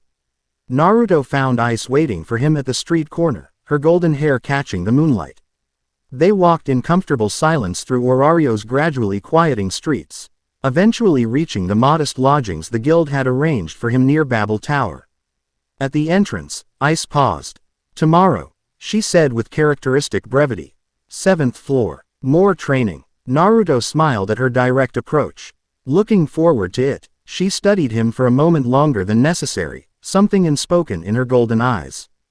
Be careful with Freya, with Ishtar, with any deity who shows interest in you. I will, he promised. Then, with gentle humor, are you worried about me, Ais? Instead of denying it or deflecting as he half expected, she simply nodded once. Yes, you're important. A pause, then with typical Ais directness, to understanding the convergence. To the dungeon's mysteries. Another, briefer pause. To me as well, perhaps. The admission, so matter-of-fact yet containing depths of meaning, caught Naruto by surprise. Before he could formulate a response, Ais had already turned away, her parting words floating back to him on the night breeze. Rest well, Naruto. Tomorrow will bring new challenges. As he watched her graceful figure disappear into the darkness, Naruto felt something he hadn't experienced since arriving. In this world, a sense of genuine connection, of being anchored to something beyond the immediate crisis of dimensional displacement. Within him, Kurama stirred, the Nine Tails' ancient wisdom offering rare commentary. The Sword Maiden sees clearly what others miss. Her spirit resonates with yours, both forged in similar fires. Yeah, Naruto agreed softly. I noticed that too. He entered his lodgings with much to consider. The observer's warnings about Convergence, Haruhime's troubling situation with Ishtar Familia, Freya's unsettling interest, Ryu's cautious offer of assistance, and perhaps most significantly, Ais's straightforward acknowledgement of their developing bond. For the first time since his arrival, Naruto felt the beginnings of a path forward, not just to understanding why he had been brought to this world, but perhaps to finding genuine purpose within it while he remained. Tomorrow would indeed bring new challenges. But tonight, beneath unfamiliar stars in a world not his own, Naruto Uzumaki slept more soundly than he had since crossing dimensions, his dreams filled with ancient archives, mysterious symbols, and golden eyes that somehow felt like home. Chapter 2 and Chapter 3, The Fox and the Sword. Dawn painted Orario's skyline in watercolor hues, the massive Tower of Babel catching first light like a prism, scattering rainbow fragments across the waking city. Far below, in a secluded training yard behind the guild headquarters, two figures moved in deadly synchronization, a dance of blade and fist, speed and power, precision and adaptability. Ais Wallenstein's sword traced silver arcs through morning mist, each swing calibrated to stop mere millimeters from its target. Across from her, Naruto weaved through her attacks with fluid grace, his counterstrikes equally controlled. Never quite connecting but demonstrating exactly where vulnerabilities existed. They had been training like this for weeks now, each morning before the city properly woke, sharing techniques and strategies from their respective worlds. Today's session focused on blade evasion, Naruto deliberately limiting himself to physical movement without chakra enhancement. Your footwork has improved, Ais noted, her golden eyes tracking his movement patterns with professional assessment. The observation, delivered between precisely timed strikes, represented unusually lengthy conversation by her standards. Naruto grinned as he sidestepped another whistling attack, his body arching backward in a maneuver that seemed to defy gravity. Had a good teacher, though I still prefer shadow clones for multiple opponents. Quote, a subtle shift in Ais's expression, the barest suggestion of a smile, acknowledged the compliment. Her next sequence accelerated, sword blurring into near invis ability as she executed a combination that would have overwhelmed most first-tier adventurers. Naruto met the challenge, his awareness expanding to track each movement not just visually but through air displacement, subtle weight shifts, and the distinctive rhythm of Ais's combat style. When her final strike came, a forward thrust aimed precisely at his heart, he pivoted around the blade rather than retreating, ending inside her guard with his palm hovering just above her collarbone. Point, he said softly, blue eyes meeting gold at intimate proximity. Neither moved for a heartbeat longer than necessary, the moment stretching between them like spun glass, fragile and significant. Then Ais nodded once, stepping back to reset her stance. Again, she instructed, readying her blade. But before they could resume, the training yard's entrance opened to admit an unexpected visitor. Ryu Lion stood framed in the doorway, her elven features composed in their usual calm neutrality. She wore lightweight leather armor rather than her waitress uniform, a short sword belted at her hip and a small pack slung across her shoulders. I apologize for interrupting, she said, her melodious voice carrying easily across the yard. The guild requested I deliver this. She held up an official-looking document sealed with wax bearing the guild's emblem. Naruto and Ais exchanged a brief glance before lowering their guard stances. No interruption, Naruto assured her with characteristic warmth. We were just finishing up. As he approached to receive the document, he noted subtle details abo. Ryu's appearance, the precision of her equipment placement suggesting combat readiness, the careful alertness in her posture despite her relaxed expression. Every movement, no matter how casual, revealed the disciplined adventurer beneath the waitress's guise. "The guild director asked me to explain personally," Ryu continued as she handed him the sealed orders. "There's been an incident on the 27th floor. A party of mid-level adventurers encountered an unusual monster variant, something that doesn't match known dungeon ecology." Naruto broke the seal, scanning the document's contents with practiced efficiency. "Let me guess. They want the SSS-Rank newcomer to investigate." "Partly," Ryu acknowledged with the hint of a wry smile. "But more specifically, they're requesting YOU because the survivors described the monster using techniques reminiscent of your abilities." This caught both Naruto's and Ais's full attention. "Chakra manipulation," Naruto clarified, his expression growing serious. According to the report, the creature formed what appeared to be hand signs before unleashing elemental attacks without magic circles or incantations. Ryu's green eyes met his directly. "Sound familiar?" Ais stepped forward, her training sword already sheathed as she seamlessly shifted from practice to mission readiness. "The observer's warning. Others crossing boundaries." Naruto nodded grimly. "If creatures from my world are appearing in the dungeon, the convergence accelerates," Ais finished, the rare complete sentence emphasizing the gravity of the situation. Ryu glanced between them, her composed expression revealing nothing of her thoughts. The guild requested Ais's participation as well, given her experience with deeper floors. "I've been assigned as your guide. You know the 27th floor well?" Naruto inquired, already mentally cataloging what equipment he would need. Something flickered across Ryu's features, a shadow of memory quickly suppressed. "I have extensive knowledge of the middle floors," she answered with careful neutrality. Ais's golden gaze sharpened at this exchange, her perceptiveness catching the undercurrents Ryu attempted to conceal. "Ryu Lion, Level 4, former Estrella Familia." The terse identification conveyed both recognition and respect. Ryu inclined her head slightly, acknowledging the assessment without elaboration. "We should depart within the hour. The expedition is classified as emergency priority. All necessary supplies have been prepared at the guild outfitting station." As they left the training yard, Naruto fell into step beside Ryu while Ais moved slightly ahead, her senses already focused on the coming mission. "There's more to this assignment than you've mentioned," he observed quietly.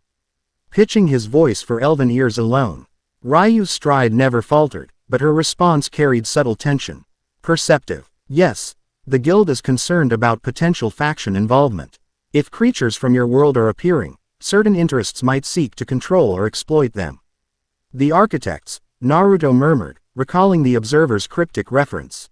Ryu's sharp glance confirmed his suspicion. "You've heard that term before." "Once," he admitted, "from an entity that seemed to know about the boundaries between worlds. It claimed these architects selected me. Specifically, that I wasn't the only one they planned to bring across." This information caused a nearly imperceptible change in Ryu's composure, the barest tensing of her shoulders suggesting its significance. "The guild will want a complete briefing on this entity and its statements." "I'll provide what I know," Naruto assured her. "But first, I'd like to understand why they sent you specifically, Ryu-san. Something tells me it wasn't just for your knowledge of the middle floors." For several steps, silence stretched between them as Ryu appeared to consider her response carefully. Finally, she spoke with measured precision. "Let's just say I have experience identifying individuals who aren't what they appear to be." Her green eyes met his briefly, "and determining whether they represent threat or ally." Naruto accepted this with a thoughtful nod, recognizing the professional assessment for what it was, neither accusation nor complete trust, but cautious evaluation. "Fair enough. I'd do the same in your position." A ghost of a smile touched Ryu's lips. "Somehow, I thought you might understand." The dungeon's 27th floor differed dramatically from the upper levels Naruto had explored during his initial weeks in Orario. Here, the environment shifted from cave-like passages to vast chambers where massive crystal formations erupted from floor and ceiling, ting prismatic light across landscapes that defied conventional underground geography. Rivers flowed upward along crystal veins, insects with bioluminescent wings formed constellations across cavern skies. And vegetation unlike anything from either world thrived in this alien ecosystem. The beauty was undeniable, and the danger equally so.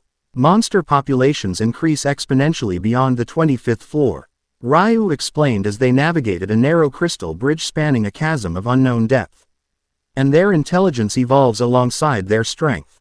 Naruto absorbed this information. While maintaining situational awareness, his senses extended to track movement throughout the surrounding area.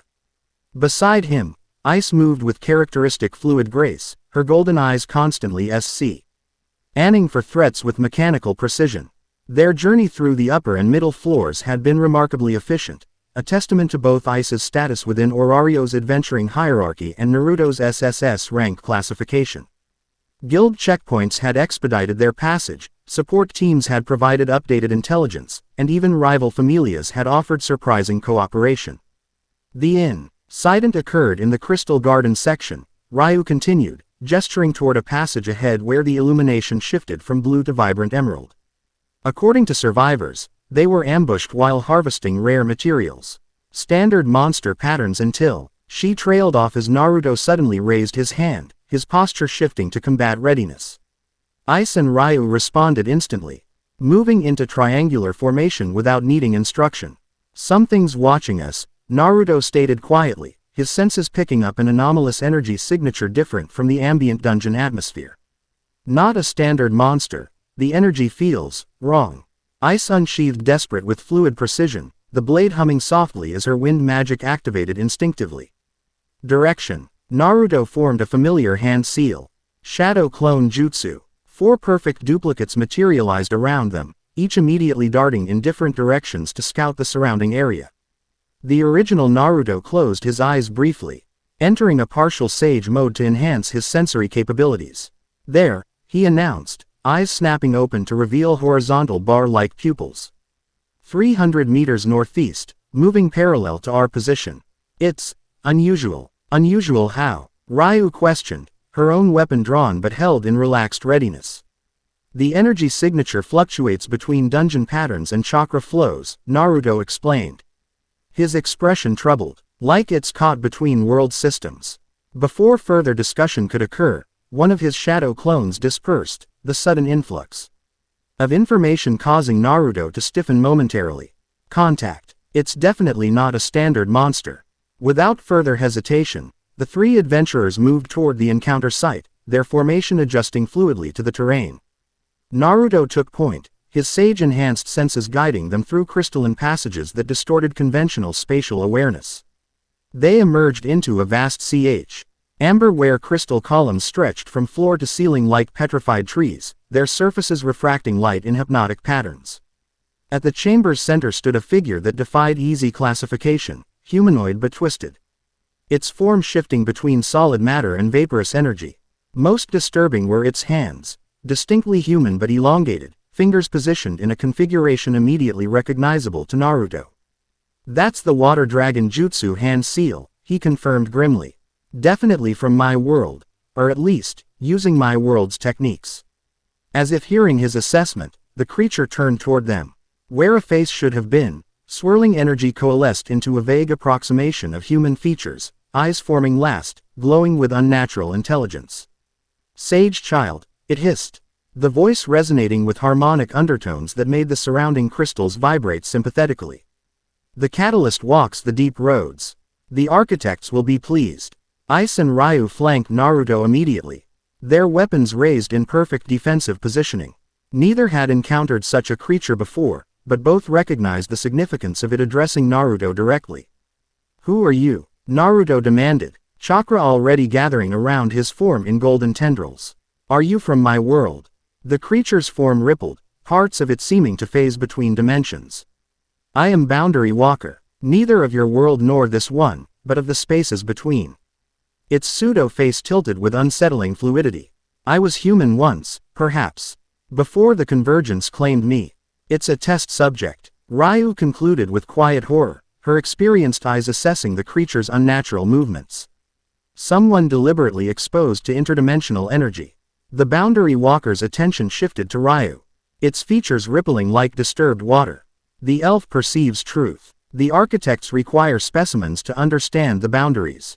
To accelerate the convergence. Who are these architects? Naruto pressed, strategically maneuvering to keep the creature's focus on him rather than his companions. What do they want with the convergence? Instead of answering directly, the creature's hands began forming seals in rapid succession, movements unnaturally precise despite its fluctuating form. The water becomes the dragon. The dragon becomes the destroyer. Naruto recognized the technique immediately. Move, he shouted, already forming counter seals of his own. Water dragon incoming. As the words left his mouth, liquid materialized from the ambient moisture in the chamber, coalescing into a massive serpentine form that lunged toward them with impossible speed. The jutsu, perfectly executed despite the creature's distorted nature, demonstrated chakra counter.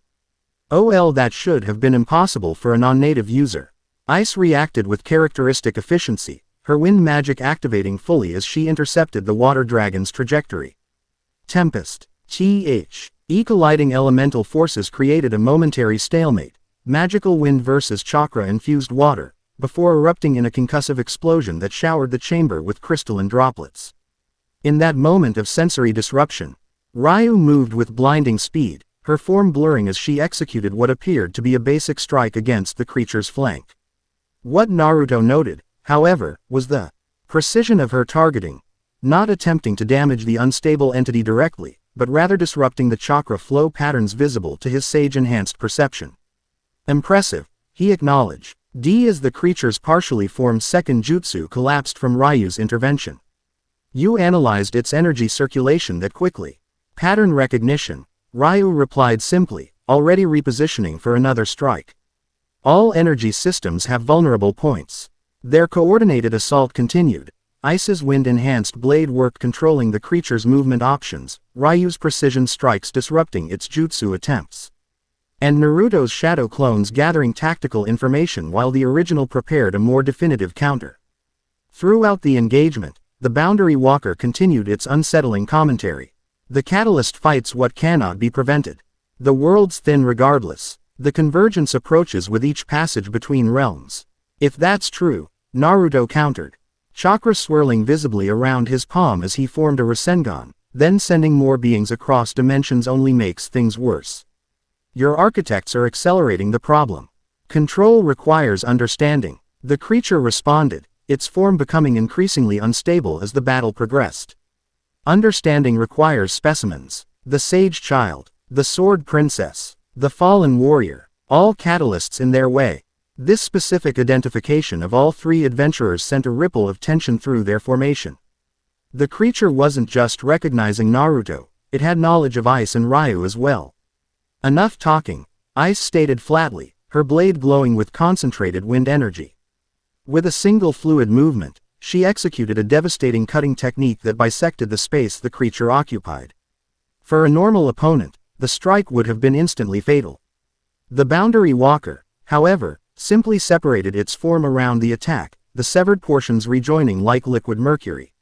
Physical attacks prove ineffective, Ryu observed, adjusting her strategy immediately. Its form lacks conventional cohesion. Naruto nodded, his sage mode provident. Deeper insight into the creature's structure. It's not fully materialized in this dimension, part of it exists elsewhere, anchoring it against conventional damage. Suggestions? Ais inquired tersely, already adapting her attack pattern based on this assessment. We need to force it to fully manifest, Naruto replied, his hands forming new seals in rapid succession. Seal its dimensional fluctuation first, then neutralize it physically. Understanding passed between the three adventurers without further explanation needed. They moved with practiced coordination despite their relatively brief time fighting together, a testament to elite combatants recognizing and adapting to each other's strengths instinctively. Ryu initiated the revised strategy, her movements shifting from direct attacks to a complex pattern around the creature. To an untrained observer, she appeared to be simply evading. Naruto, however, recognized she was establishing precise positioning markers, creating a geometric formation that would support his sealing technique. Simultaneously, Ais intensified her assault, her wind magic condensing into visible currents that herded the creature's amorphous form Tawa. rode the center of Ryu's established pattern. The boundary walker, sensing the tactical shift, attempted to phase further out of dimensional alignment, its form becoming increasingly transparent. Now, Naruto called, completing his preparation. With perfect synchronization, Ryu withdrew small objects from her pouch, paper talismans unlike standard Orario magical items, and placed them at equidistant points around the creature. Ais immediately reinforced these positions with concentrated wind barriers, preventing the boundary walker from simply floating over the perimeter. Sealing technique. Dimensional anchor, Naruto announced, clapping his hands together to activate the formula. The talismans ignited with golden chakra, lines of energy connecting between them to form a complex geometric pattern beneath the creature. As the seal activated fully, the boundary walker's form suddenly solidified, its semi-transparent aspects forcibly pulled into complete materialization. The catalyst demonstrates why he was chosen first. The creature observed, its voice now lacking the harmonic resonance of its partially phased state. The architects predicted this capability. Tell your Archit, ECTS, that bringing more people or creatures across dimensions will only hasten whatever collapse they're worried about, Naruto stated firmly, maintaining the seal with constant chakra output. If they want to understand the boundaries, they need to strengthen them, not weaken them further. The boundary walker's now solid features formed what might have been a smile, the expression uncanny on its still distorted face. The architects do not fear the collapse, sage child. They orchestrate it. The convergence is not their concern but their objective. This revelation landed with the weight of a physical blow. Before Naruto could demand clarification, Ais moved decisively, her sword piercing through the creature's now vulnerable form with unerring precision. Unlike their earlier attempts, this strike found purchase. The boundary walker shuddered, its partially humanoid shape convulsing as Ais's blade penetrated what appeared to be a critical point in its structure. Energy leaked from the wound like luminescent blood, spattering the crystal floor with droplets that hissed and evaporated on contact. The sword princess strikes true, the creature acknowledged, its voice already fading. But too late to change what comes.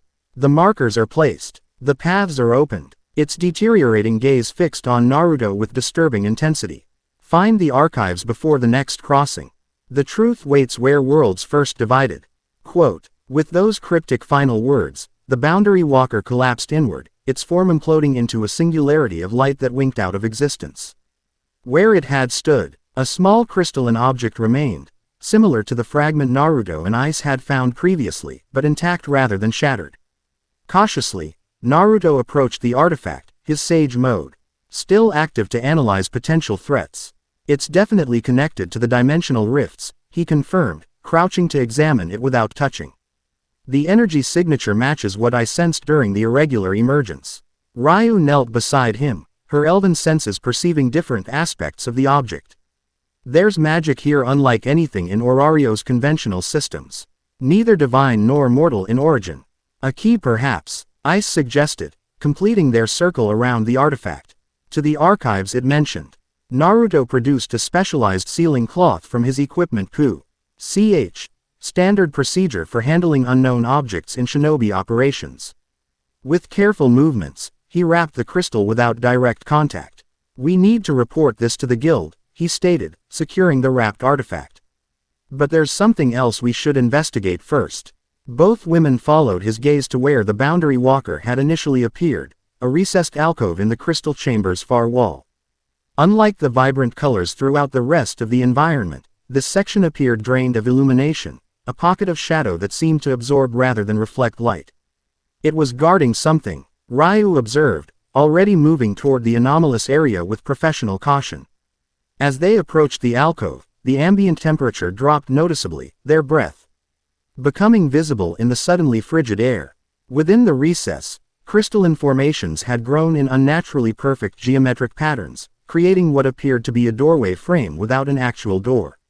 A threshold, Naruto identified, his sage senses detecting energy flows unlike the surrounding dungeon patterns. Not fully activated, but connected to somewhere else. Ais studied the formation with characteristic intensity. Her golden eyes narrowed in concentration. Similar to what appeared during the irregular emergence, but dormant. Not dormant, Ryu corrected quietly.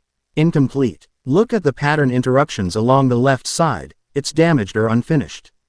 Naruto nodded agreement, his experienced assessment aligning with Ryu's observation. The boundary walker was preparing this as a crossing point, but hadn't completed the connection. The markers are placed. The paths are opened. Ais quoted the creature's dying words. More of these exist throughout the dungeon. The implication settled heavily upon them, unknown entities systematically creating dimensional access points throughout Orario's foundation. The strategic implications alone were staggering, particularly given the guild's limited resources for monitoring deeper floors.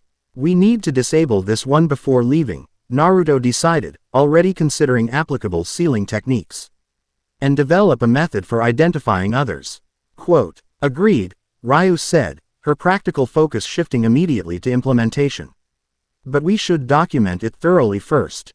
The guild's research division will need detailed records to create detection methods. As she spoke, she produced a specialized notebook and began making precise sketches of the threshold's configuration, her artistic skill evident in the accurate renderings.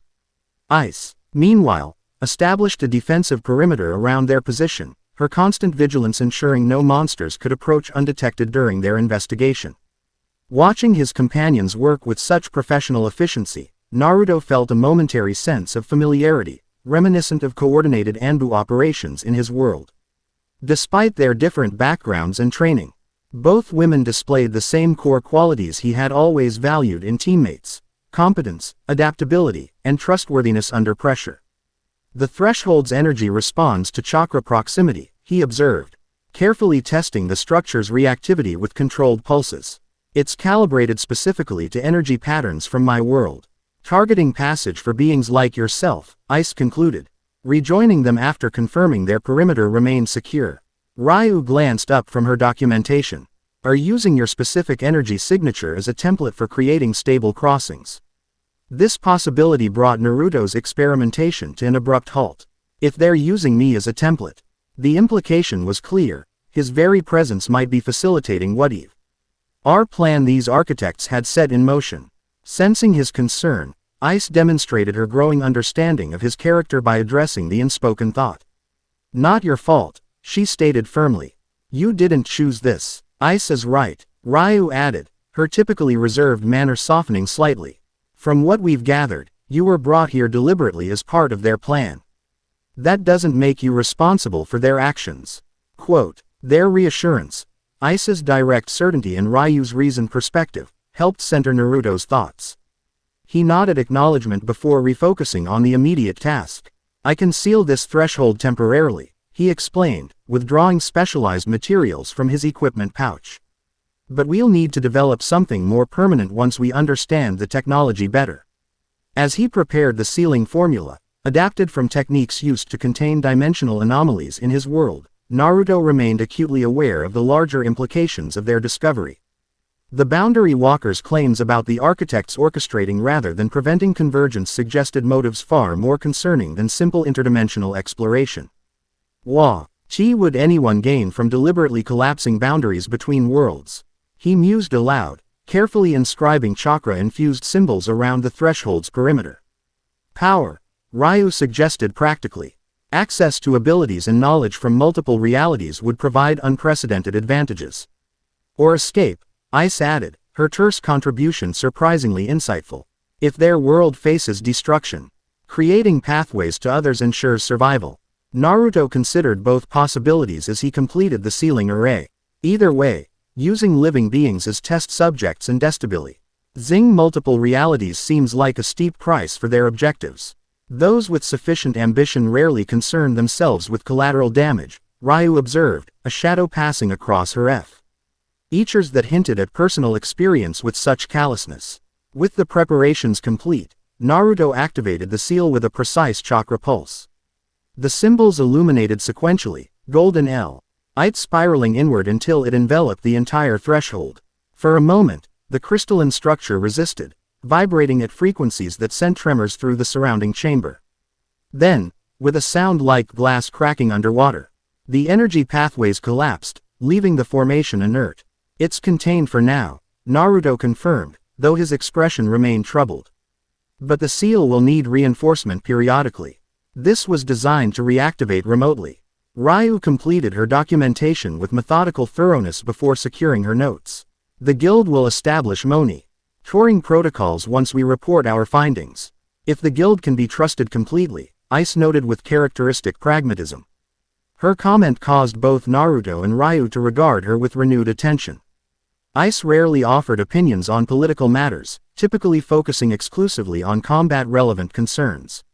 "You suspect internal compromise?" Ryu inquired carefully, her phrasing deliberately oblique. Ais shrugged slightly, a minimal gesture that nevertheless conveyed significant meaning. "Information about your arrival spread quickly," she said to Naruto. "Too quickly for standard channels." The observation demonstrated unexpected political awareness from the typically straightforward swordswoman. Naruto exchanged a thoughtful glance with Ryu, whose subtle nod confirmed she had considered similar possibilities. "We'll need to be selective about what details we include in the official report," Naruto decided, his experience as Hokage informing his approach to information security. "Focus on the immediate threat while we investigate the broader implications more discreetly." With the threshold secured and their investigation complete, the three adventurers prepared to continue toward their original destination, the site where the adventuring party had first encountered the Boundary Walker. However, as they approached the chamber's exit passage, Ais suddenly raised her hand in the universal signal for silence. Her golden eyes narrowed, head tilting slightly as she focused on sounds beyond normal human hearing range. After a moment, she unsheathed desperate wit. Deliberate calm that paradoxically signaled greater danger than any rushed movement. "Large monster formation approaching," she stated simply. "Coordinated movement patterns. Floor boss leading." Ryu's posture shifted instantly from documentation specialist to combat-ready adventurer, her transformation so complete it might have been mistaken for a different person entirely. "Which direction?" "All of them," Ais replied. Her grim assessment confirmed by the sudden illumination of monster signature stones placed at regular intervals throughout the chamber, warning indicators glowing red rather than their normal blue. "We're being hunted," Naruto concluded, his sage senses already detecting the approaching creatures. "And not by random dungeon spawns. These are moving with purpose." First monsters appeared at the chamber's multiple entrances, lizard-like humanoids with crystalline growths protruding from their scales, eyes glowing with unnatural intelligence. Unlike typical dungeon creatures that attacked immediately upon sighting adventurers, these formed organized perimeters, establishing control over potential escape routes. Variants, Ryu identified, her experienced gaze cataloging the anatomical differences from standard monsters. Enhanced intelligence, coordinated tactics. This shouldn't be possible without external direction. The Boundary Walker's influence persists even after its destruction, Naruto theorized, already forming shadow clones to assess the full tactical situation. Or something else is controlling them remotely. The monsters continued their methodical encirclement. More varieties joining the formation, winged serpents positioning themselves on crystal outcroppings above, massive arthropods with clicking mandibles securing ground-level approaches. Humanoid warriors with weapons of crystallized monster essence forming the main assault line. 37, Ais counted with mechanical precision. Plus something larger approaching from the north passage. As if summoned by her assessment, the chamber trembled with the impact of massive footsteps. Crystal formations vibrated sympathetically, creating harmonics that raised the hair on Naruto's arms, not from fear but from recognition of the energy pattern. "That's chakra," he confirmed grimly. "Concentrated and weaponized. Whatever's coming isn't just using techniques from my world. It's fundamentally connected to it." The northern passage's entrance shattered as something massive forced its way through, crystal fragments exploding outward like shrapnel. What emerged? Death. I.e.D. conventional classification. Neither purely monster nor recognizably humanoid, but a nightmarish fusion of biological and crystalline components arranged around a central core that pulsed with familiar energy. Floor boss variant. Ryu identified immediately, professional assessment overriding the natural shock such an aberration would normally inspire. But unlike any recorded species, the creature's form continued resolving as it fully entered the chamber, multiple limbs terminating in crystalline blades, a torso composed of layered armor plates that shifted with unsettling fluidity, and most distinctively, a head region featuring multiple faces frozen in expressions of agony, arranged around a central void where features constantly formed and dissolved. "Those are human faces," Naruto observed with growing horror. "Or were sacrifices," Ais concluded with characteristic directness, her sword already glowing with concentrated wind energy. "For whatever process created this abomination." The creature surveyed the chamber with evident intelligence, its attention fixing immediately on Naruto rather than his companions. When it spoke, its voice emerged not from any convent ional mouth but from the collective resonance of its crystal components, a harmonic cacophony that formed recognizable words through sheer acoustic manipulation. "Catalyst Prime located," it announced. The terminology chillingly similar to the Boundary Walker's designations. "Extraction protocols initiated. Subsidiary specimens to be neutralized." "I don't think it's planning to invite us to tea," Naruto remarked. The humor masking his rapid tactical assessment. His shadow clones had already positioned themselves strategically throughout the chamber, providing multiple perspectives on their opposition. Ryu raised an eyebrow at his comment, the barest break in her combat focus. "Your capacity for levity in crisis situations is either admirable or concerning." "Years of practice," Naruto replied, chakra already gathering visibly around his form. "Ready." Both women responded with synchronized movement rather than words, Ais launching forward in a direct assault that immediately drew the smaller monster's attention. While Ryu disappeared in a blur of speed, her form seeming to multiply as she engaged multiple targets simultaneously. Their coordinated attack created the perfect opening for Naruto to address the primary threat, the chakra-infused floor boss that had identified him specifically. He formed hand seals with practiced precision, channeling energy in patterns optimize. D for the unique conditions of this encounter. Wind style. Vacuum blade. The technique, adapted from his world but refined through training with ice, sent invisible cutting edges slicing toward the crystal monster's core. The creature responded with unexpected sophistication, its crystalline components realigning to deflect the attack along predetermined fracture lines. More concerning was its immediate counter, hands forming seals that Naruto recognized from advanced fire techniques. "It knows complex jutsu," he called in warning to his companions. "Fire incoming." The monster completed its sequence, chakra visibly condensing before erupting as a massive fireball that expanded to fill the passage between them. Naruto countered with a water technique, the elemental clash creating super-heated steam that temporarily obscured the battlefield. Through this tactical fog, Ice moved like a phantom, her wind clearing paths just large enough for precise strikes against the subsidiary monsters. Each attack was economical perfection, no energy wasted on flourishes or unnecessary movement. Where her blade passed, monsters disintegrated to crystal dust.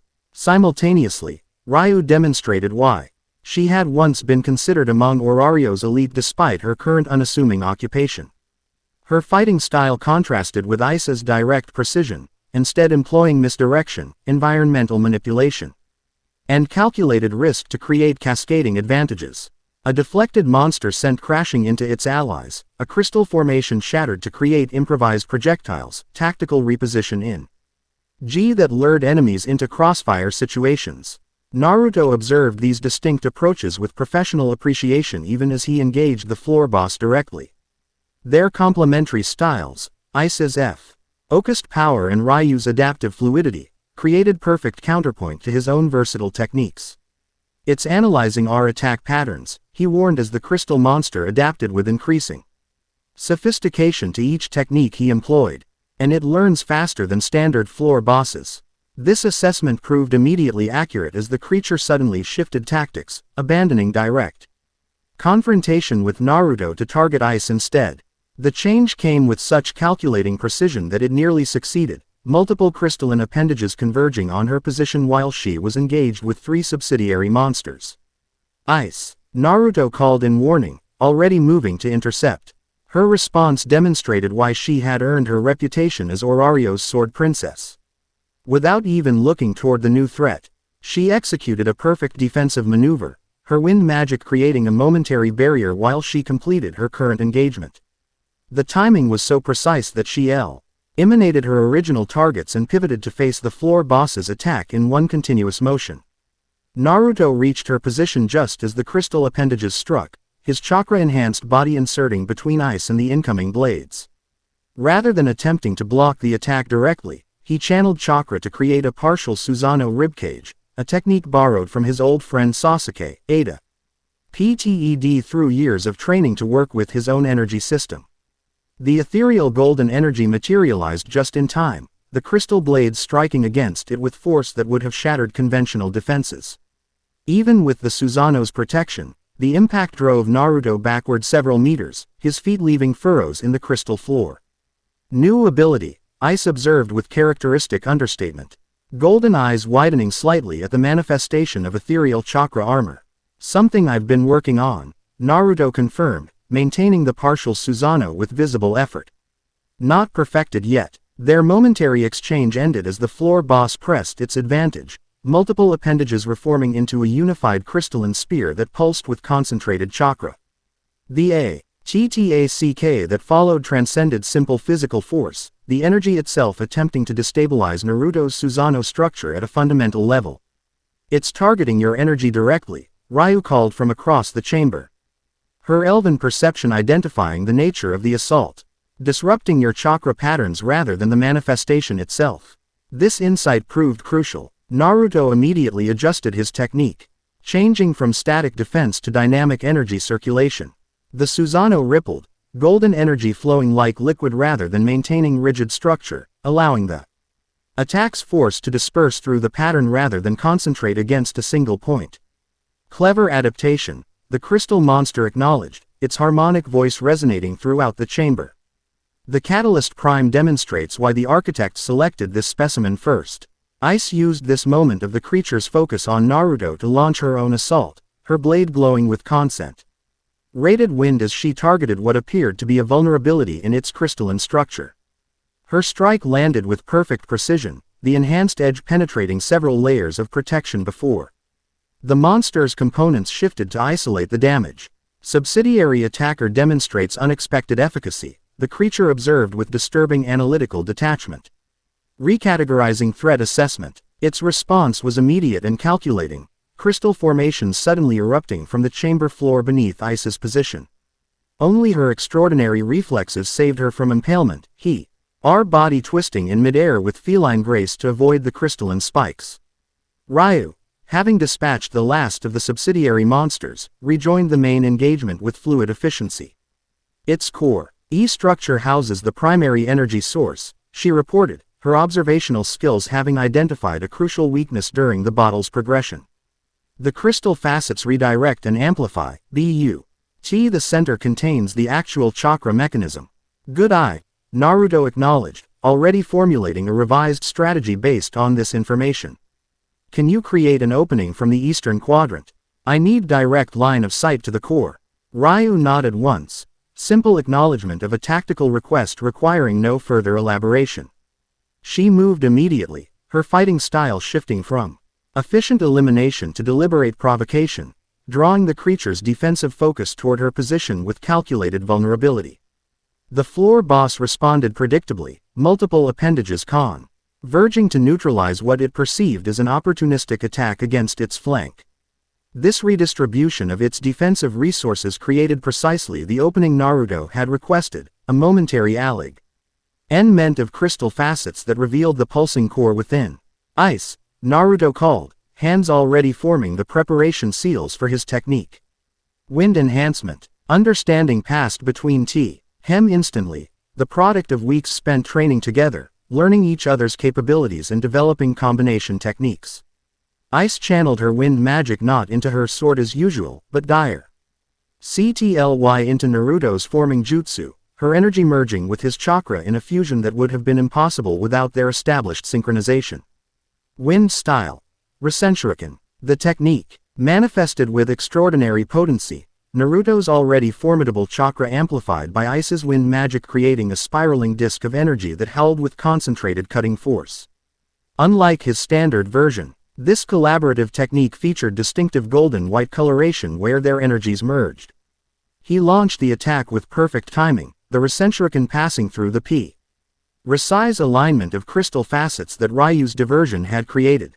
The floor boss recognized the danger too late, its components already shifting to defensive configuration as the technique reached its core. The impact transcended conventional destruction. The Recenshuriken's nature, millions of microscopic wind blades attacking at cellular level, proved catastrophically effective against the crystal monster's structure. Its carefully aligned facets shattered from within, energy pathways collapsing as the core destabilized under the overwhelming assault. Catalyst Prime exceeds parameters. The creature acknowledged as its form began disintegrating. Convergence timeline requires adjustment. Reporting termination to Architect Control. With those final words, the floor boss collapsed completely, its crystalline components shattering into dust that rained down across the chamber like diamond snow. Where its core had been, a single object remained suspended momentarily before dropping to the floor with a distinctive crystalline chime.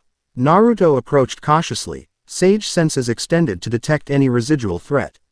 What he found confirmed their earlier suspicions: another crystal fragment similar to the one left by the Boundary Walker, but larger and more intricately carved with symbols that matched those found on the dimensional threshold. Another piece of whatever they're building, he concluded, carefully retrieving the object using his sealing cloth. This confirms coordination between the different manifestations we've encountered. Ais and Ryu joined him, both displaying the controlled breathing and minimal movement economy of elite combatants conserving energy after intense exertion. Despite the bottle's ferocity, neither showed significant injury, testament to their exceptional skill rather than the encounter's ease. Its combat algorithms were specifically designed to counter your abilities, Ryu observed, her analytical mind already processing the tactical implications. It recognized your techniques and adapted to them with impossible speed. And knew we were coming, Ais added, her terse assessment cutting to the heart of the strategic concern. Prepared specifically. Naruto nodded grimly, securing the crystal fragment alongside the first. Which means the architects have observation capabilities beyond what we understand. They knew we'd be assigned to investigate after the initial adventurer party encountered the Boundary Walker. This realization cast their mission in a more troubling light, suggesting manipulation at levels potent. Chially reaching into Orario's governance structures themselves. If the architects could anticipate guild assignments and prepare specialized countermeasures, their influence extended far beyond simple dungeon infiltration. We need to reconsider what information goes into the official report, Ryu stated, her expression revealing rare concern beneath her typically composed exterior. Until we identify secure channels within the guild.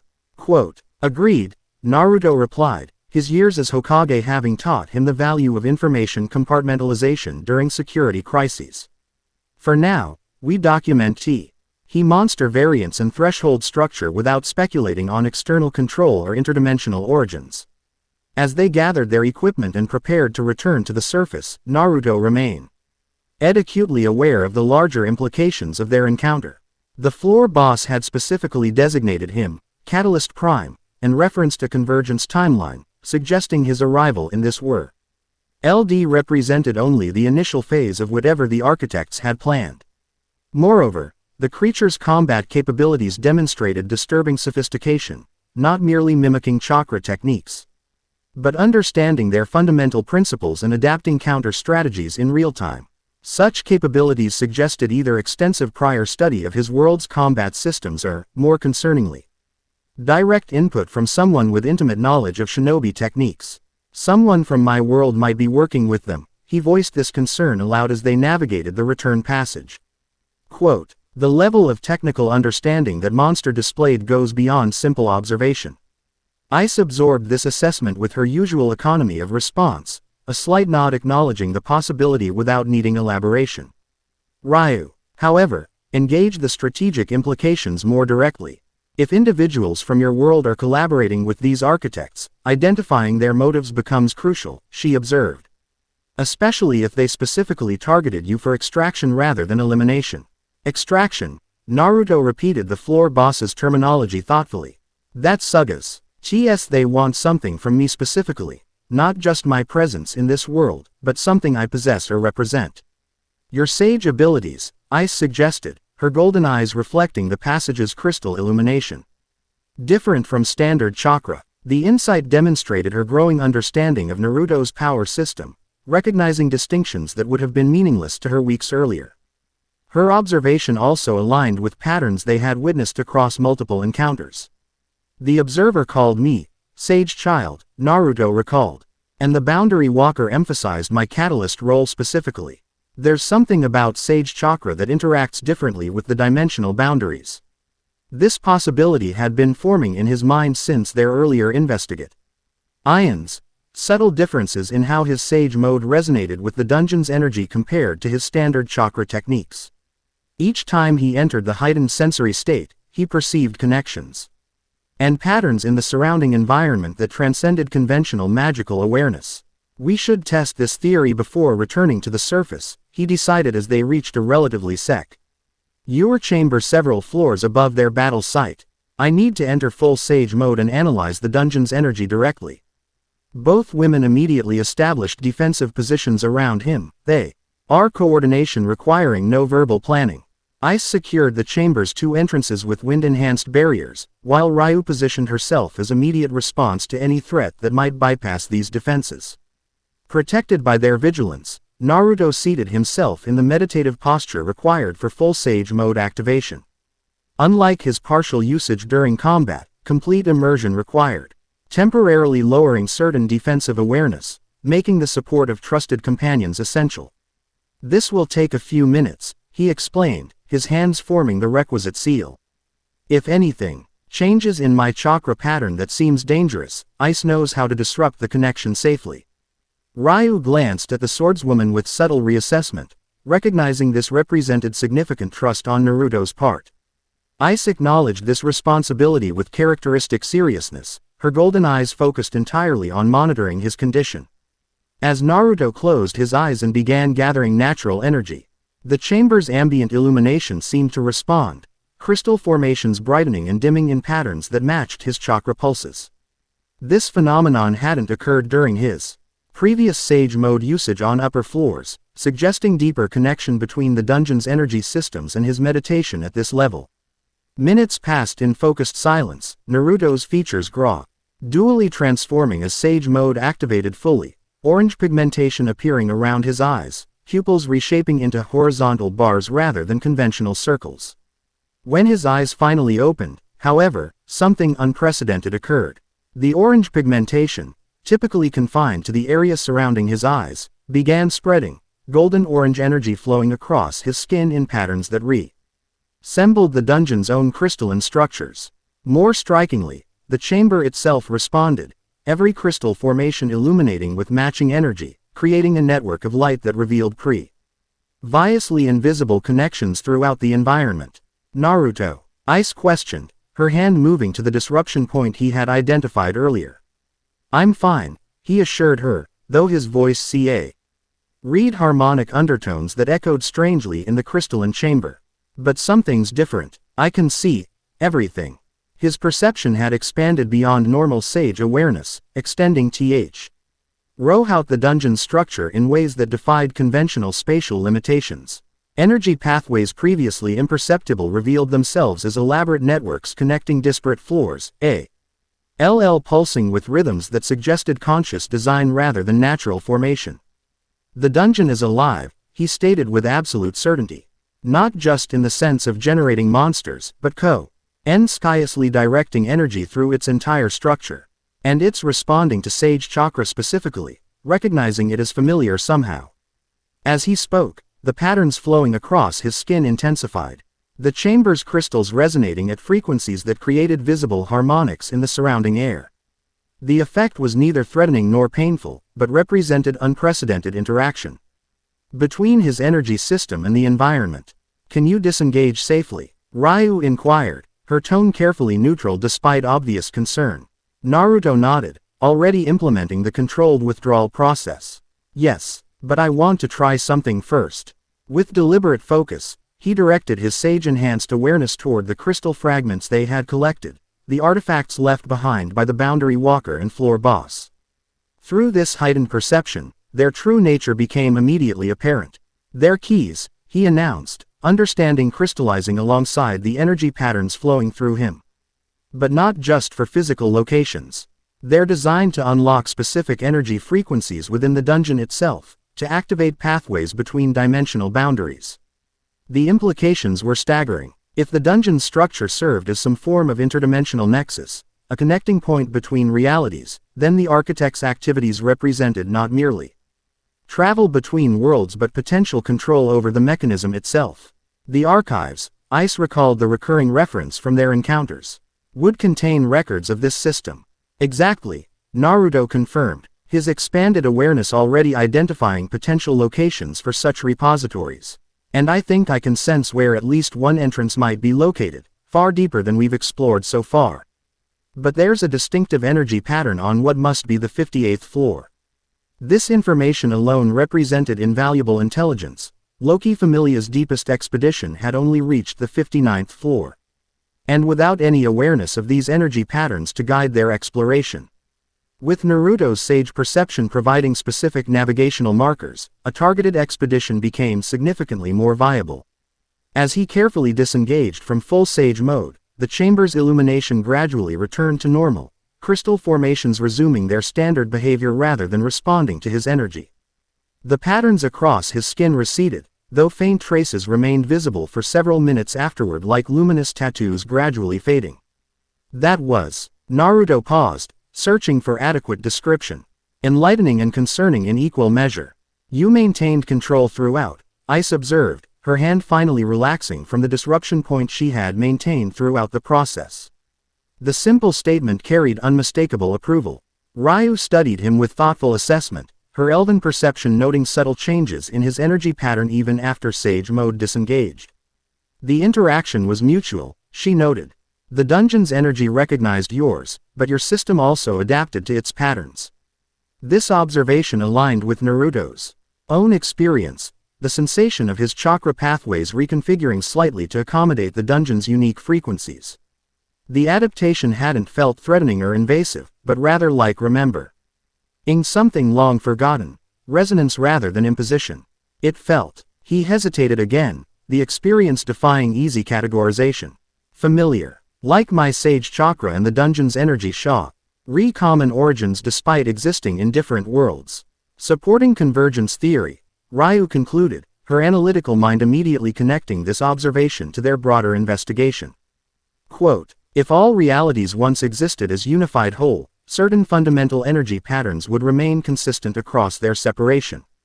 As they prepared to continue their ascent toward the surface, Naruto carefully secured their collected artifacts and documentation.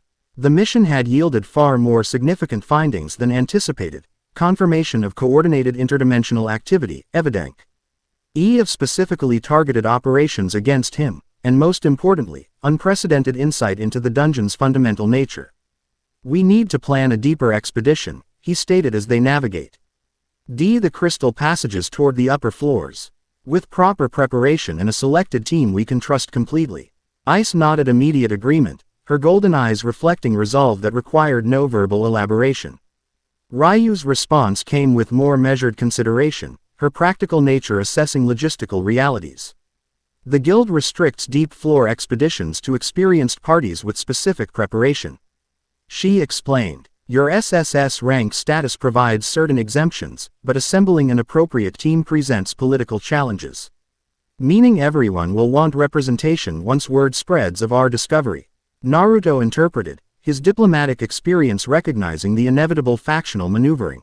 Precisely, Ryu confirmed, every major familia will demand participation once they learn of potential archives containing pre-divine knowledge.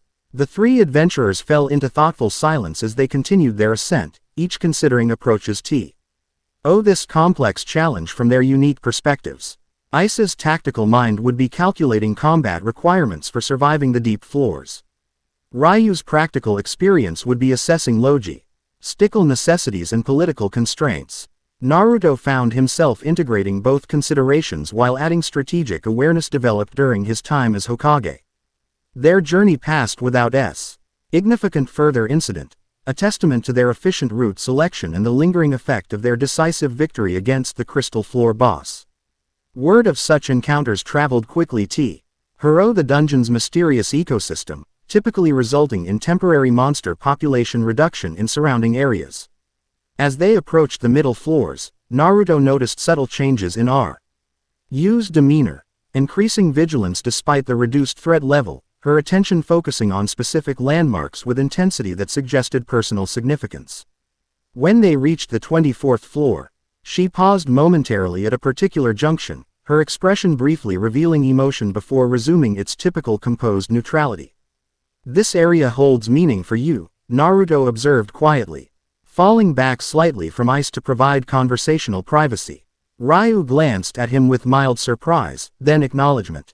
"Your perception is unexpectedly acute." "Not just perception," he replied with gentle understanding. "Recognition. That expression. I've seen it in the mirror when passing places where I lost people important to me." Something shifted in Ryu's carefully maintained composure, not breaking but softening slightly, revealing the person beneath the professional exterior. "Yes," she confirmed simply. "My familia, my friends, they fell in these passages." He admission, spare in details but profound in significance, represented remarkable trust from someone who clearly guarded her past closely. Naruto accepted this confidence with appropriate respect, offering neither platitudes nor invasive questions.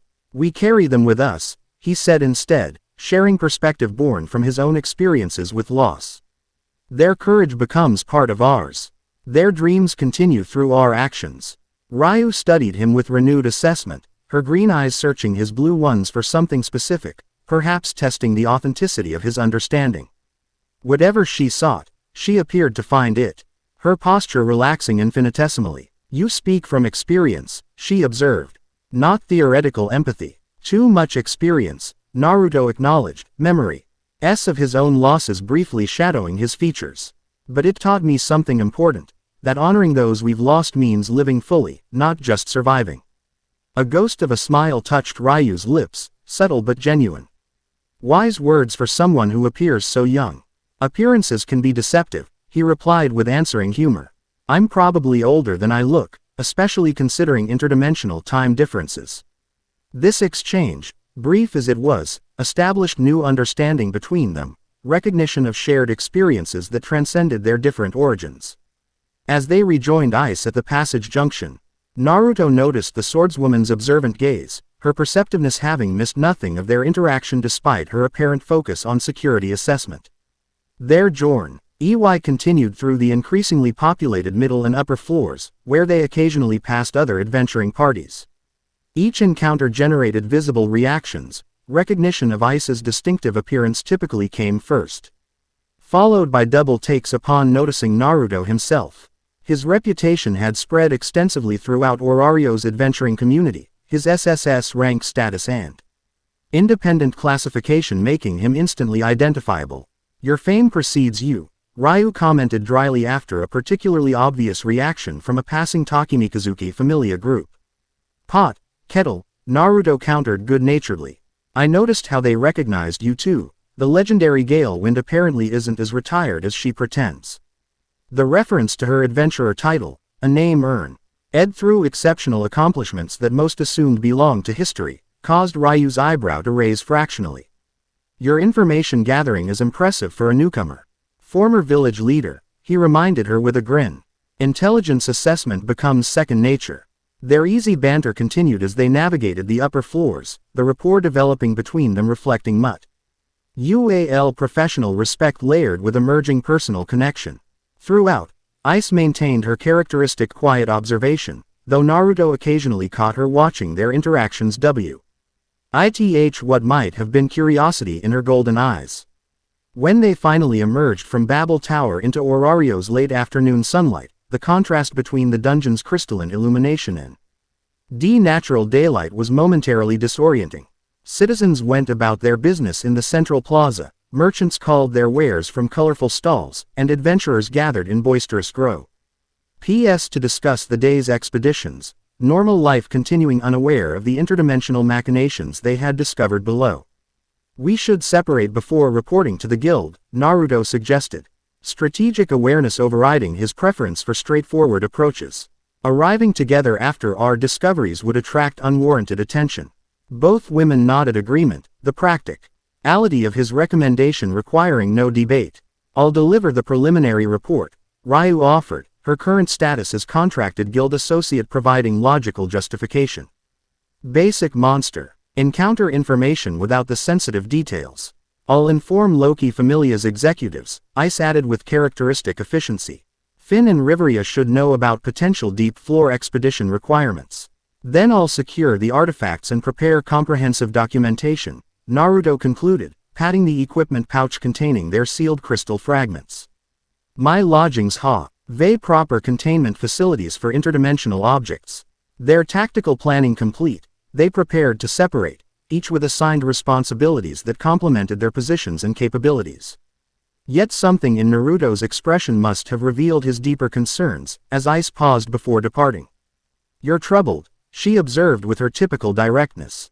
Beyond mission complications, her perception, cutting immediately to the core of his unspoken thoughts, reminded Naruto why he had come to value her companionship so highly in the relatively brief time since his arrival. Despite her reputation for emotional reservation, Ais possessed remarkable insight into others' underlying motivations and concerns. Just processing implications, he admitted, seeing no value in deflection with someone so perceptive. If my presence here really is accelerating whatever convergence these architects want, then every day I remain potentially brings both worlds closer to crisis. The admission hung between them, the fundamental dilemma he had been wrestling with since learning of his catalyst role.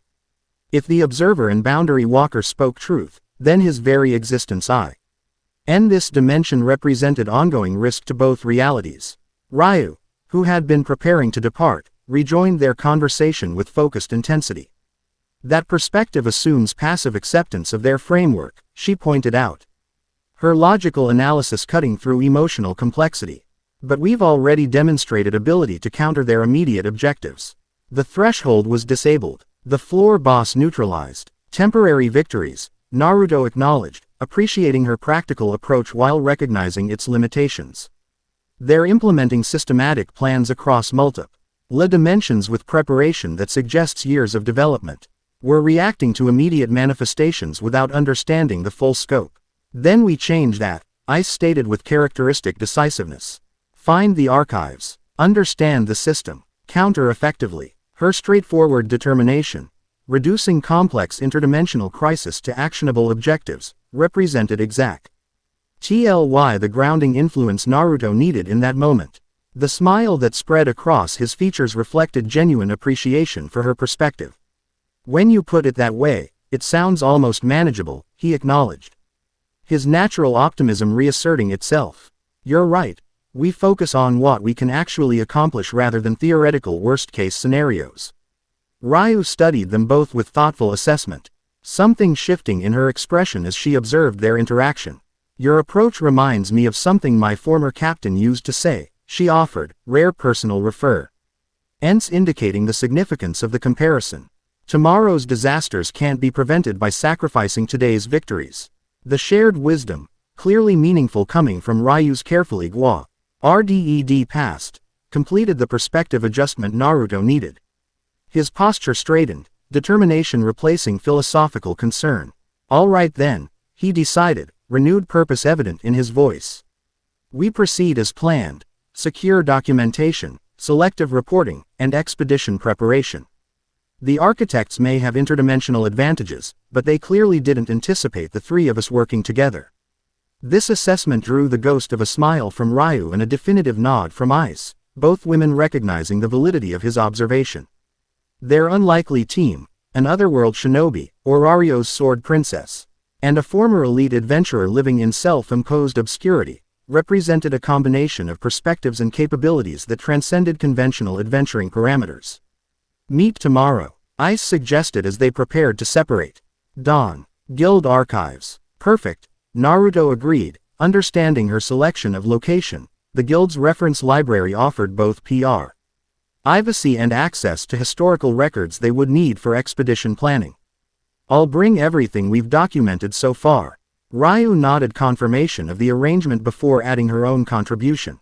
I'll obtain restricted section access. Certain historical records regarding deep floor exploration aren't available in the public archives.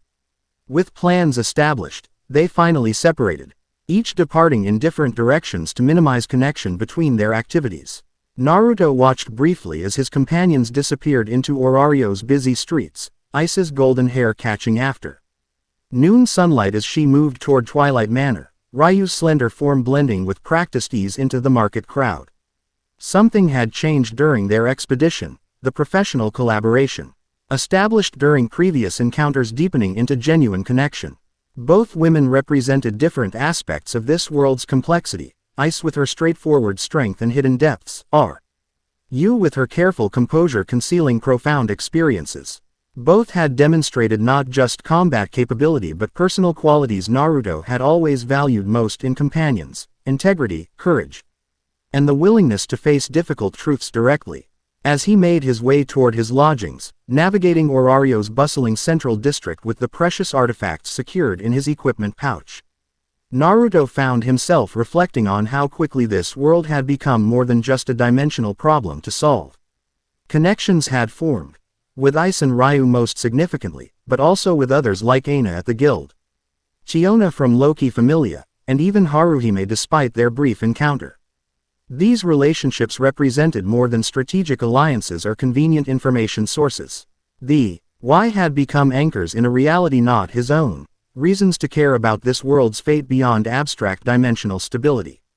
You form bonds wherever you go, Kurama observed from within, the Nine Ta.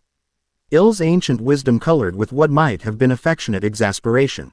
Some things transcend dimensional boundaries, it seems. It's who I am, Naruto acknowledged silently.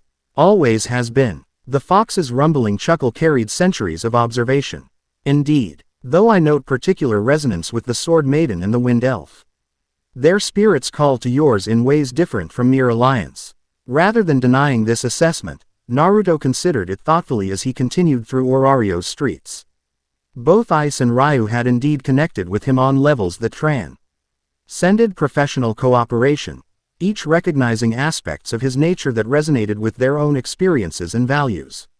With Ais, the connection had formed through shared combat philosophy and unexpected mutual understanding despite her reputation for emotional distance. Her directness complemented his honesty, her focused determination matched his perseverance, and beneath her stoic exterior lay depths of feeling he recognized from his own journey from isolation to connection.